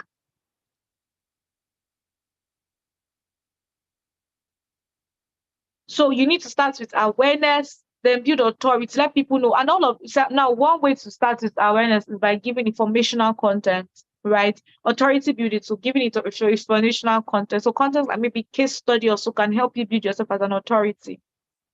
If you're going to be a lifestyle influencer, to build an authority around that brand, you need to show us things about lifestyle, true. Maybe you help us find a hack of how to enjoy yourself, maybe with like 10K or 15K, or give us reviews of like literal lifestyle hacks that will help us, because lifestyle is a lot of everything. Are you going to help us partner with a finance coach to come and train us? Do you understand? So what are you building authority around? Conversion. You need people to get to buy from the lastly, brand loyalty. You can learn extensively about this in my diploma for marketing communication course. So now crafting your content marketing strategy. After crafting your brand, your marketing strategy, you now get to content marketing. I will say this before we start. Many people do not have content marketing strategy. They just create content and say, oh, I'm a content marketer. No, you are not. Content marketing strategy should be a subset of your overall marketing strategy. Because what do you know that you want your content to achieve is based off of what the marketing strategy is. So this is why it's important to first have a wholesome marketing strategy before you now even start to create content marketing strategy. Because what do you know that you want to measure your metrics upon? You don't just wake up one morning and create content. You'll be going like, it's just going to be a blind route. You will get tired. Because what would be your content pillars? What tone do you understand? So it's very important that your content marketing is a subset of your marketing strategy. So before you employ any content marketing person to do content for you, be sure that the person has an overall view of your marketing strategy or can help you create marketing strategy that fit. Then it can now fit in your content strategy into that marketing strategy. Then it becomes content marketing strategy. This is just how people creating content with no strategy, and that is wrong. So this is why it's important. What are content pillars? Content pillars are literally what sums up your content. So content pillars are what sums up your content. So for example, right, let's say again, I'm using myself for example because, oh, well, I really can't see comment. I would have asked people to give example. But content pillars are literally what sums up your content, like the summation of what your content is about. So for example, again, myself, for example, marketing, branding. So for me, my content pillars are God, emotional wellness, marketing, and personal branding. So it's still under your niche and your niche, your vision, your mission, like we all did before. So your content pillar. So for example, if you want to give lifestyle content, lifestyle is under, there's going to be a pillar. So literally the summation of all what your content will be about. So before you start creating content, ask yourself, what kind of content do I want to pull out? What kind of content do I want to pull out and put out rather? So if you want to talk about your faith work, it can be under your faith. If you want to talk about, like, let me give you an example. My client, I said, is a legal person and an endo person. So her content is under faith, personal hygiene, right? Because her faith work also helped her in healing from that endo, and then legal stuff, helping legal students, then lifestyle, because she wants people to know that lawyers are not also boring people. So lifestyle content to be okay, she's going out, having dinner with friends, and all of those things, she posts them. So they're literally topics that summarize everything your content is under. So before you create your content marketing strategy and your content, rather, you need to sit down and ask yourself, what are my content pillars? Then your content tone. Do I want it to be friendly? Do I want it to be formal? Do I want it to be in between? Do I want a bit of professionalism, yet I'm jovial? So sit down and again, it falls back to knowing what you want your personal brand to be perceived as, knowing your why. So what do you want your content tone to be like? Who are your target audience? Who are the people who are your audience literally? What are the kind of tone that they'll prefer? What are the kind of tone? What do I want to achieve? So if you want to, if for you, you're all about demystifying or breaking down a complex thing, you need to have your tone a little bit relaxed, because for you to break something down and coming with, my name is, people will just get turned off. People will get turned off. So your content tone should also be one that will help you achieve the aim of your personal brand. Do you want to be jovial? Do you want people to come to your page and they're smiling or they're laughing and they're cracking jokes, but they're still gaining 1 or 2 lessons? So what's your content tone? Do you want to be so harsh and formal and have no touch of individuality around you? That's fine, if that's what you want. I mean, I won't go for that, but if that's what you want, that's on you. So what exactly is your content tone? So that when you know your content pillar, you have your marketing strategy, you know your content tool, then you can now start creating content for your brand. And you find out that it's going to be easier because it's going to be easier because you have a clear direction. Okay, so if you have 5 topics that you want to focus on in your personal brand, you know that, okay, so today for a month, 5 topics for a month, let's say for 20 days. So I need to have minimum 4 content under the 5. Or if I want one to overshadow the other, or to what ratio am I doing? So you have the topics that you want to summarize your brand, right? Then your content tone. What is the tone that I want to sound as? So as I'm writing, I'm putting that tone in between.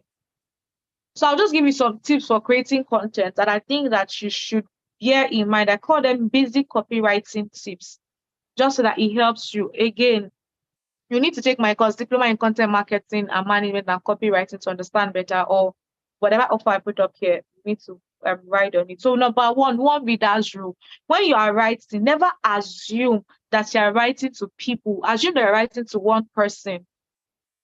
Research shows that if you write to one person as against a group of people, your copy already becomes 80% better. What do I mean? So for example, now I want to write to certain people. When I was creating this presentation, I had a mind of one person. Who is that one person here today that I'm talking to?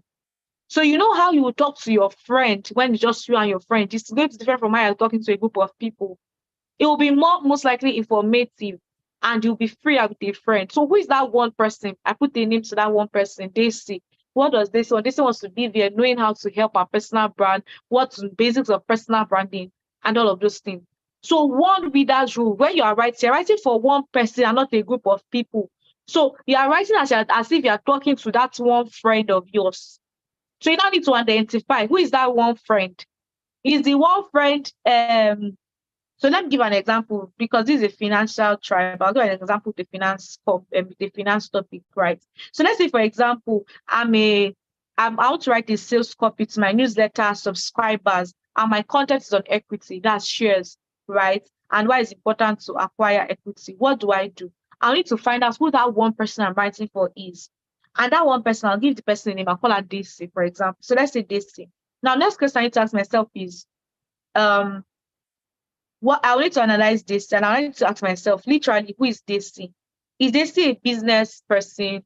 Is she a professional in the industry? Is she a newbie? Because the tone you use for professionals will be different from the tone you use for someone that is a newbie. You can use some professional jargons when you're talking to professionals that are professionals in that field. So, for example, if I'm writing to only chartered accountants, I may not need to break down certain words, because all of them, they'll have an understanding from it.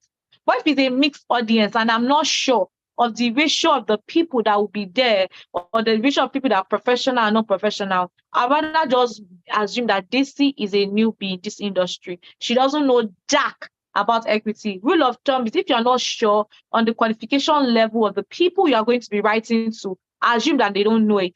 So you will use the smallest tone possible. Do you understand? So I assume that Daisy does not know it, because I'm just writing to business owners. I'm not sure if the business owners are chartered accountants, if the business owners are partners, because if some business owners too, the malam that has a kiosk beside your house is a business owner, because he has a business. Do you understand? So business owner is very diverse. So this is a business owner. I'll assume that Daisy does not have any knowledge of equity. So as I keep saying equity, I'll probably say shares, because shares is something that most of them use. Do you understand? So as against saying stock, I'll say shares. As against saying capital, I'll say, okay, you know that initial amount that you invested. So is that first amount, that initial amount that I invested, it may be more tedious, but break it down, so that then it eases the flow in this. This can now understand that, okay, so this is what it's about. But I kept writing capital, and then maybe this is one of those malams that have kiosks that are doing business and are doing well and they're earning their money. They'll be moving on capital, isn't it? Capital from do you understand? So assume, when you are unsure of the kind of audience that you are speaking to, that they have zero knowledge of it. Right. Then the next question I want to ask for this is, why am I writing this letter to Daisy? What do I want her to be at the end of the day? Then why should Daisy buy it? So this will now help me understand the kind of audience I'm writing for, using Daisy as an example. You see why they say your copy becomes 80% better when you're writing to one person. Just analyze that one person, and then it's easier to flow like that. So I just saw a comment on YouTube. Thank you very much. You just explained think of your target audience as one person and write for that one person. Right. So the next one is cocktail effect. So let's just imagine, right, that, for example, there's so many MCs, but I'll just leave with this so that we can wrap up. Just imagine now that you are in a meeting, you go for an event, and somebody calls your name, right? Jennifer Rigwe. You will turn, someone just called my name because they've gotten your attention. That's literally the cocktail effect. And it's something that many of us miss. And that's, remember, I always say check numbers. These statistics will surprise you. So then Zarela carried out a research and find out that is a social media researcher, found out that the most trendy words and popular trending posts and tweets that were out, right, that had lots of engagement, had two things them.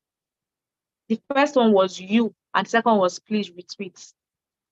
And what you does is when you are writing your content and you're saying why you need to buy, it kind of personalizes it.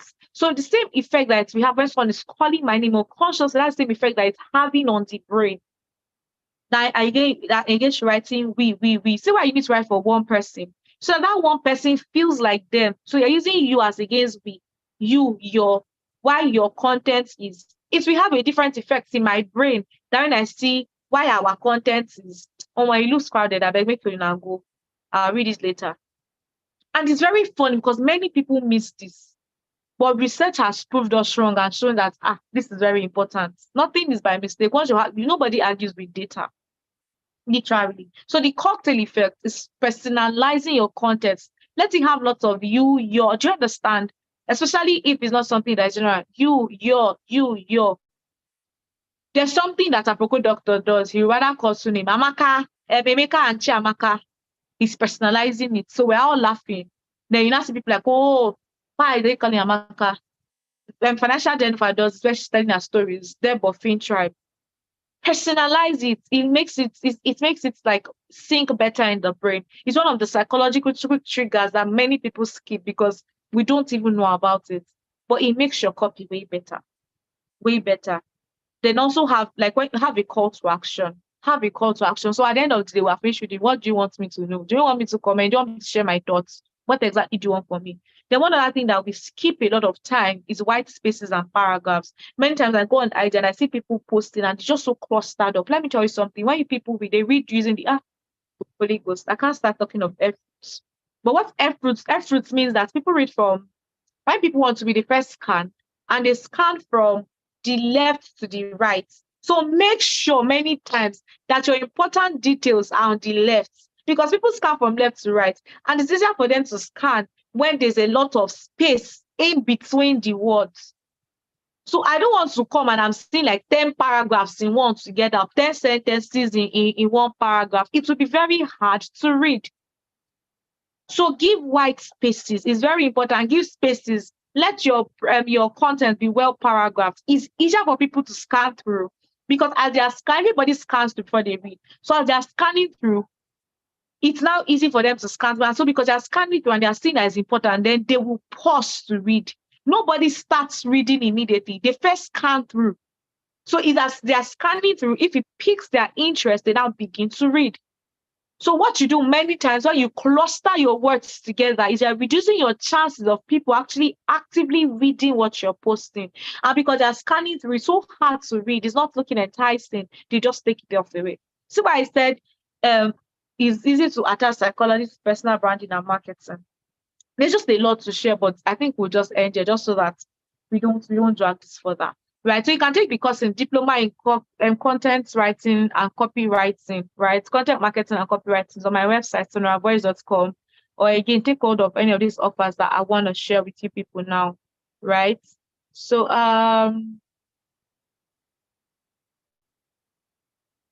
First of all, listen. Sorry? Okay, sorry, I thought you were done. Continue. Okay, so this is the last slide, right? So parts of personal branding. Many times, again, like I said, many people think personal branding is offline and it's just online. So even online, there are two aspects to it. There's social media and then there's the SEO. Social media is your LinkedIn, your Facebook, your Twitter. Then there's SEO, making sure that your search engine optimized, right? So for something like this now, you need to invest in press articles. Because when people Google you, press articles like maybe platforms like Vanguard, Guardian, all the rest. Invest in them, invest in TV shows, all these ones that have good ranking, so that when people Google, it's easy to control the narrative because these people, their websites are highly optimized. They have people visiting them. Those are the first things that will come up. Funny how when I was featured like some weeks back all the things that have been my personal brand since it don't matter, because right now if you Google me, those are the first two. Like it's this day life picture that happens on Miss Ago that is stopping chats. So you see, it's beyond the social media. You need to invest. This is why you need to work with an expert, because they will help you outline what needs to be done. So it's beyond just social media. There's the SEO part, right? Then there's also offline. You need to add and find out who do I, what personality do I, if who you want to be is not aligning with who you are currently, then you now need to ask yourself, what are aspects of my life that I need to work on? I think it was Pastor Biome that said that he had to take English lessons so that he'll be able to speak in a way that is clear and people understand him. I had to take public speaking classes. Even people say I'm a born public speaker, but I take every class I'll take. Emotional wellness, emotional intelligence, I'm taking it because I want that as I'm talking about these things, that's what I'm reflecting offline. So your personal brand is beyond just reposting on social media. It's both offline and online. Now, there's a whole lot more to personal branding that I have shared. There's a whole lot more, right? So I'm going to give 5 offers. 3 of them are exclusive to just Print Tribe women. On a normal day, my rate is 1,000 Naira US and 1,000 USD, right? In fact, I had to bring it up for some people. That's 900,000. But right now, for Pink Tribe women, because Jennifer, this is because of you. I'm going to give it at 350,000, and you can pay in 2 installments, right? First installment is 200, second installment is 200. That's if you're paying installments, but you can pay it at once. Now, what I would do for is I work with you for 3 months to get your brand strategy, and I will help you with minimum 45 contents that you can start with to push your brand. So for SEO, for offline, for online, I'm using some of my connects to help you get press articles online that you may not even need to pay for. Do you understand? So the link to so it's going, I don't know if you can see the link. This is the link for payment, but I think I'll just attach it. Honestly, I'm leaving this open for you 24 hours. I can't type, or Jenny. I think like it may be you that I'm sharing my screen. Yeah. Okay. Continue. Them after this we will drop it up. So for perspective, when I saw the slide for this training, I saw the price and I'm like, Victor, are you for real? Because I know how much I spent myself on personal branding sections. And she was like, okay, it's because of me. So if you understand the offer she's giving, this is like her doing the work with you. I don't want to say for you, because she's not going to help you craft your story. She's going to give you content. She's going to use her network to get some things that you can't get on your own. I just need you to understand what she's offering us here. Please let me make sure we are together with you. Two people, are you with us? Are you with us? Okay, continue, please. All right. So I crafted 3 different offers just for you guys. Normally, I just do 1 offer, to be very honest, right? So there's the other one of consultation alone. I'll work with you for 8 weeks to help you find your niche and craft your brand. And I'm not going to create content for you. So that one is just 250,000, right?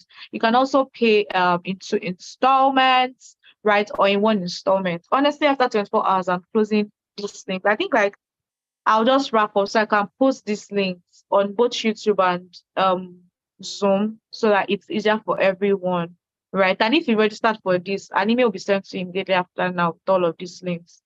Then there's also a group session. So for those that do not want one-on-one, right, I just want a group session. So I'm going to have 4 groups. Once we reach 4 groups, I'm closing it up with maximum of 20 people in a group.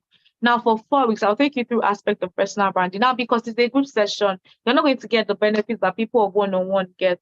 Though, yes, we'll have our general classes, just a general class like this. We'll have the general classes in the group.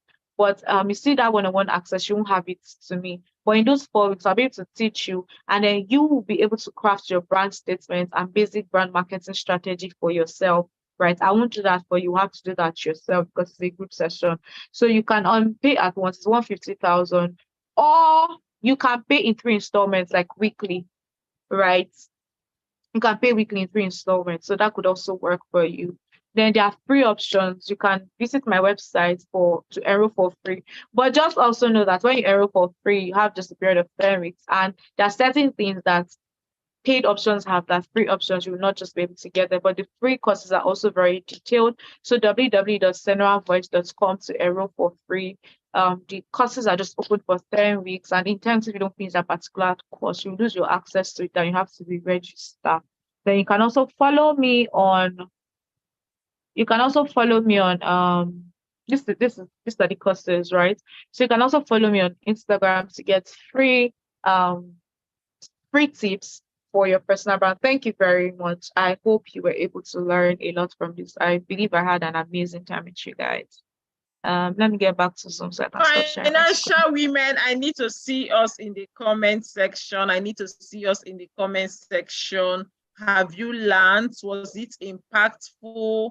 The installment payment is 400K instead of 350K. Yes. What do you call it? Time Because you'll be value of paying money. for it. Yeah. So I'm just going to try to post the links here. Okay, yes, please do. Please do. Most importantly, follow her on Instagram, Senora Voice. I tagged her on my post because she shares a lot of insightful things there. And trust me, these offers, if you know the normal charge for these things, if I remember how much I paid for personal brand consultation, but today, he pay me, I be no pay me. That you know. So try to jump on any of these offers. Follow her on social media, Senora Voice, and the link for the offers are going to be shared. Let me see. YouTube people, are you with us? YouTube people, let me see you in the comments. Are you with us? All courses are free. No. Okay, all the ones on her website are free, but we are financial women. We are not about just free things here. We want to do the work. We want to start earning from our brand. And that happens when you are intentional about it. Look at the offers given. Look for the one that fits you. Is it the one-on-one section where she does it for you? Is it the one where you do for yourself with her guidance for how many weeks? Or is it the group membership? Which one works for you? Jump on it. On Zoom, we have about 80 people. On YouTube, we have about 70-something people. I hope it has been an impactful one. Wow, I have learned so much tonight. It was absolutely worth it. Thank you so much, Senora Voice. Thank you, Financial Jennifer. Thank you, Helen. We appreciate. Okay, the links are being dropped. I'm going to drop them on YouTube now. If by chance you miss any of it, you can always ask her later. You can also always reach out to her on Instagram. Make sure you are following her on Instagram, Senora Voice. You're going to be learning a whole lot. Okay, I don't know if anyone has any question. Thank you so much, Senora Voice. We really appreciate your sharing your time with us. I believe that you'll be seeing many of us after this. Share salary don't enter. Good. It's time to invest in yourself. Listen. 2024, I had a consultation with, was it yesterday? When did you have our own consultation? I am already prepared for 2024. Do you understand? I don't want to wait for 2024 to catch unawares. And that should be you as well. Ask yourself, how do you want to show up going forward? Now you have someone that can help you craft it, the way it would work for you, the way it would be profitable for you. You've gotten all the idea of what your personal branding is going to be about. Listen, I know some of us, we've heard all these things before, but did you implement? No. This is the time to work with someone that has, this lady like playing humble. Many of your firms are her clients. Let me say it after. Many of our firms are her clients. She helped them craft their brand, and I see where they are today. Me, I'm on the train too. At least my own, is it working for me? It's not working for me. It's working for me. Thank you for staying with us till now. I'm trying to share all the links on YouTube for YouTube family. YouTube, remember that you can always reach out to her later if you missed any of the links, but as the links are being dropped, please pick them up. And remember our voting, let me see, consultation only, okay? Yeah, 3 links on YouTube. Save all of them, go through them later, see the one that works for you, because 2024 is going to be amazing. Thank you so much, everyone. I don't know if anyone has a question. Does anyone have a question? Let us know. Let us know why we still have her here. Financial women not too like money. What's the time? Almost 2 hours. We are still here. I love it. I love it. Any question in the comments? Do you want to unmute yourself? Feel free to unmute yourself and ask your questions. We are with you. We are with you. Please, so remember how we do it. Go to Instagram. Let us know if you enjoyed the class. Tag her handle. As I post on your Insta story, tag her, please. Thank you, thank you, thank you. Let's show appreciation. Let's show appreciation. Yetunde said, I can't even believe this class is free. Very impactful. I know, right?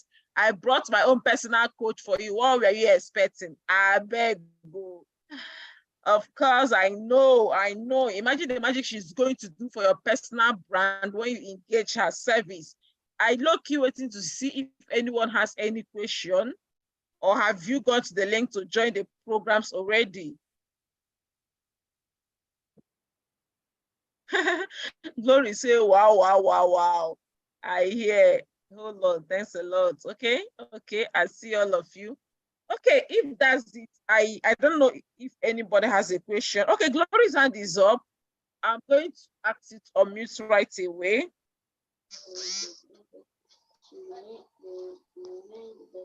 Hi, Glory, you have the stage, please. Good evening, Financial Jennifer. The name relates to the personality. Well done, ma'am. Thank you for this class. In fact, truly, it's a master class. I won't say, I can't believe it. And thank you, Sonora Voice, for this impactful and enlightening session. My question quickly is, for a diction instructor, what is the content plan? Like, what should I be looking out for making a content plan in the aspect of diction and elocution? So can you just, I have some ideas with me, which I've been working on, because you said it's not only about posting and posting and posting. The one I have I don't know, I think it's kind of ambiguous, and it's sometimes giving me headache because I also have other things doing. So I want you to just give me an idea or shed more light on how a content plan should be structured out for a diction instructor. Thank you very much. All right, so okay, thank you. Voice. Okay. Yeah, I'm here. All right, thank you. So I think, like, first of all, again, like I said, you need to have your plan, right? You need to have your wholesome marketing strategy plan. What for the diction instructor? Now, do you know your target audience? Have you sat down to ask them for the pain points? What are the numbers of the people having those pain points? So, for example, for diction instructor, maybe someone that is battling with factor. Do you understand? You need to now let them know in a season where people are like, oh, embrace your factored rate. It is fine and it's okay. But you need to let them know that, okay, so for example, when speaking with international clients, they may not be able to hear what you are saying. Do you understand? So you need to actually meet them from the point of their pain while also teaching them. So it's beyond just telling them. So there are some diction classes that I see and I'm just saving because they're like, okay, this is how you've been pronouncing it since. This is how I remember there's one and they thought I'm like, you people it have do from my west. Well, it's not how I've been pronouncing it since, but we're being taught. So if your aim or your goal, because you didn't say that, is to get sales. Now, people may just come on your page to learn the sounds. But if your aim is to get sales, you need to now make them know why it's important and why the diction is important. So your content should be a mixture of both teaching people how to pronounce correctly for authority building so that they know that you know. And then also making them know why it is important. Because people do not care. They know they know how it affects them. So that third I want to be speaking spray. If not, why are you disturbing my life? You need to let me know why it's important for me. Do you understand? So you can come from the angle of international exposure. You can come from the angle of sometimes people judge people based on how they hear them. Do you understand? Paint stories, share experiences, get your clients to give feedback on how the diction classes has helped them. So it could even be if you're going to train children. So for example, why is it important that your children learn from the onset? So for diction, I don't know if you do the Montessori style of teaching people how to pronounce sounds first. So you can come from the angle of when your children know how to pronounce pronounce sounds first, it's easier for them to spell anything, right? You could not even try to look for clips from spelling bee and talk about how this girl is able to spell. Many times from spelling before she spells, she's pronouncing first, getting the pronunciations right before she begins to spell. Do you understand? So you need to give practical examples. I see many different coaches, many times just tells, oh yeah, pronounce this, but we have pronounced it, we'll laugh, we'll learn, and there we go.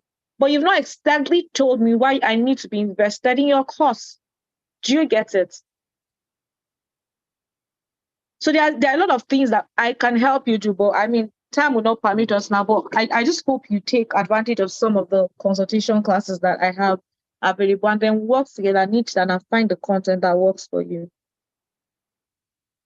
Does that answer your question? Okay. It wasn't me that was asked, but I've already picked something for myself. And I'm hoping we are done by 10. Okay, Chinyere's hand is up. Hi, Chinyere, I've asked you to unmute. I hope we are following the links to the offers before they disappear. Visit them, see what works for you, and engage. Hi, Chinyere, I've asked you to unmute.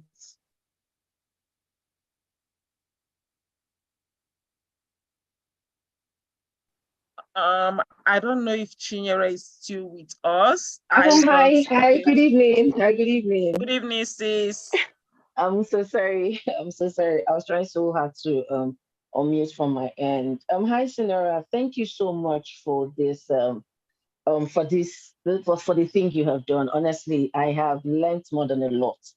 Okay, so I work in a telecoms company, and amazingly, I work with the events and sponsorships team.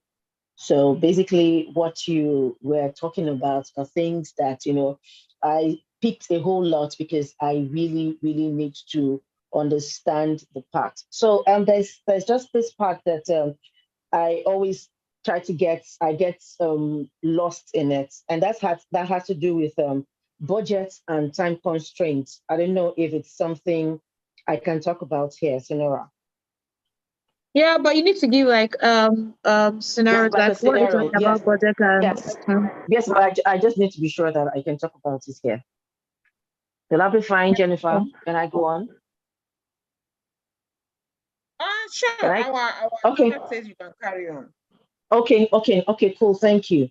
Okay, so we've had series of events whereby you plan up on an event, you have everything all mapped out and you're ready for the event. And then you see that maybe 3 to 4 days before the event is to be set up, because we're something we call like a recce. We try to go to the venue to be very sure that everything is fine.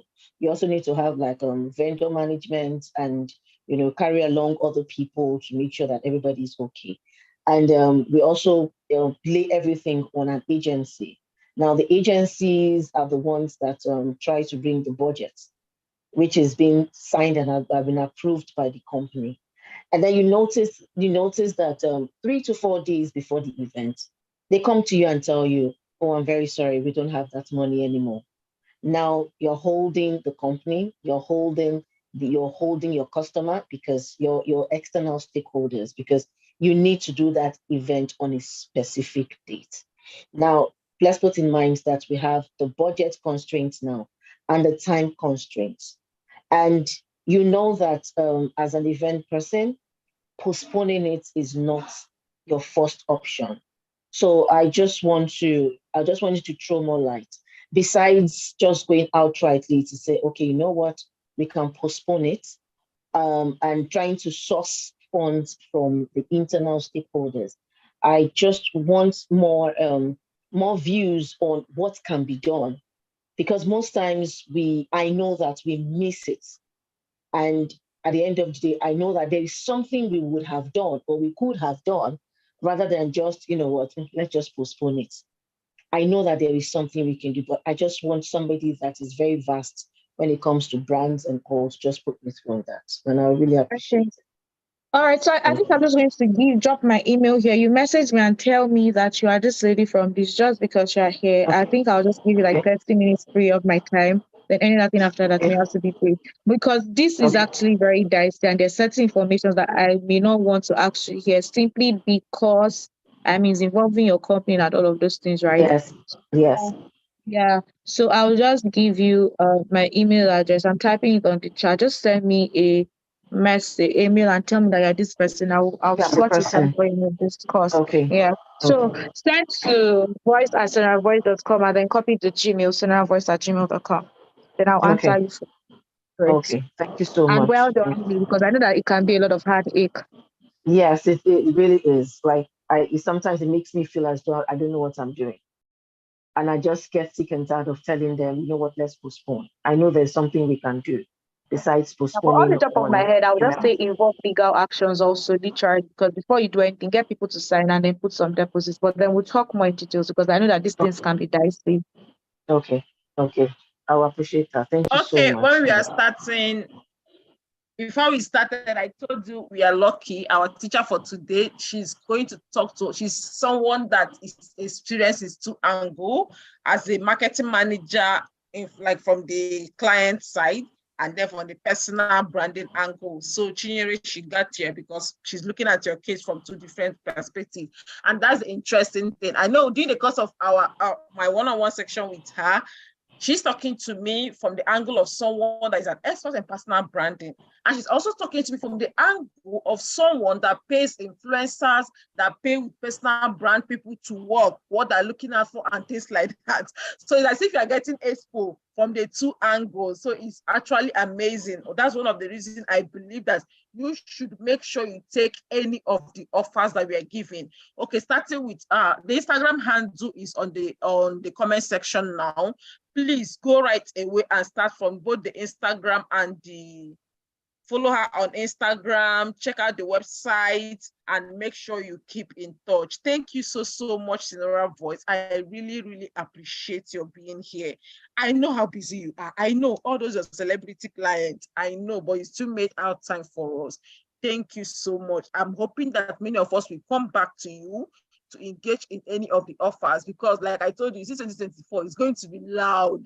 It's going to be loud because we are so going to make a lot of money, both from our business and from our personal brand. And you know the beautiful thing, when you build your personal brand, it spills on your business. There are so many celebrity business people we know today, not because of their market be a better pass, but because of the personal brand they built over time. So please do not take this for granted. And if there is no other question, I'm going to call it a night. I hope you have picked all the links you want. You've picked her Instagram handle is there, Senora Voice. Follow immediately to stay in touch. Thank you so much, everyone. Thank you, Senora Voice. Tribe Women, today is 27th. Have you sent it? You don't send your savings for this month. If you've not, let me not say anything. It's when you see me in your dream, you know that we are not playing.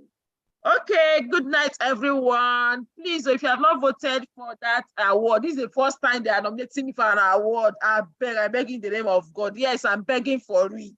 Please, now, you should help your girl. If you know, let's bring this one home. I beg. If you've not voted, please follow the link. You know, you can vote every five hours. So I know you voted before, but go and vote again now. 5 hours have passed. Go and vote. Share with your people to vote. As financial coach, just scroll down, you will see Jennifer, financial Jennifer. Please drop a vote for me. Yes, I beg. I'm not too proud not to ask. I'm begging for it. Let's bring it home. Good night, everyone. Okay, let me unmute so that you can say good night to one another before we disperse. Hey, well, how do they unmute people? Hey, mute all. Allow participants. Okay, I think you can mute yourself and say good night. And say good night to us. Good night, everyone. Good night, Jenny. On YouTube. Go to YouTube for the replay. Thank you. Good night, everybody. I want on my videos to say good night, but I've removed my wig. May I know best. Good night. Good night. People your wig.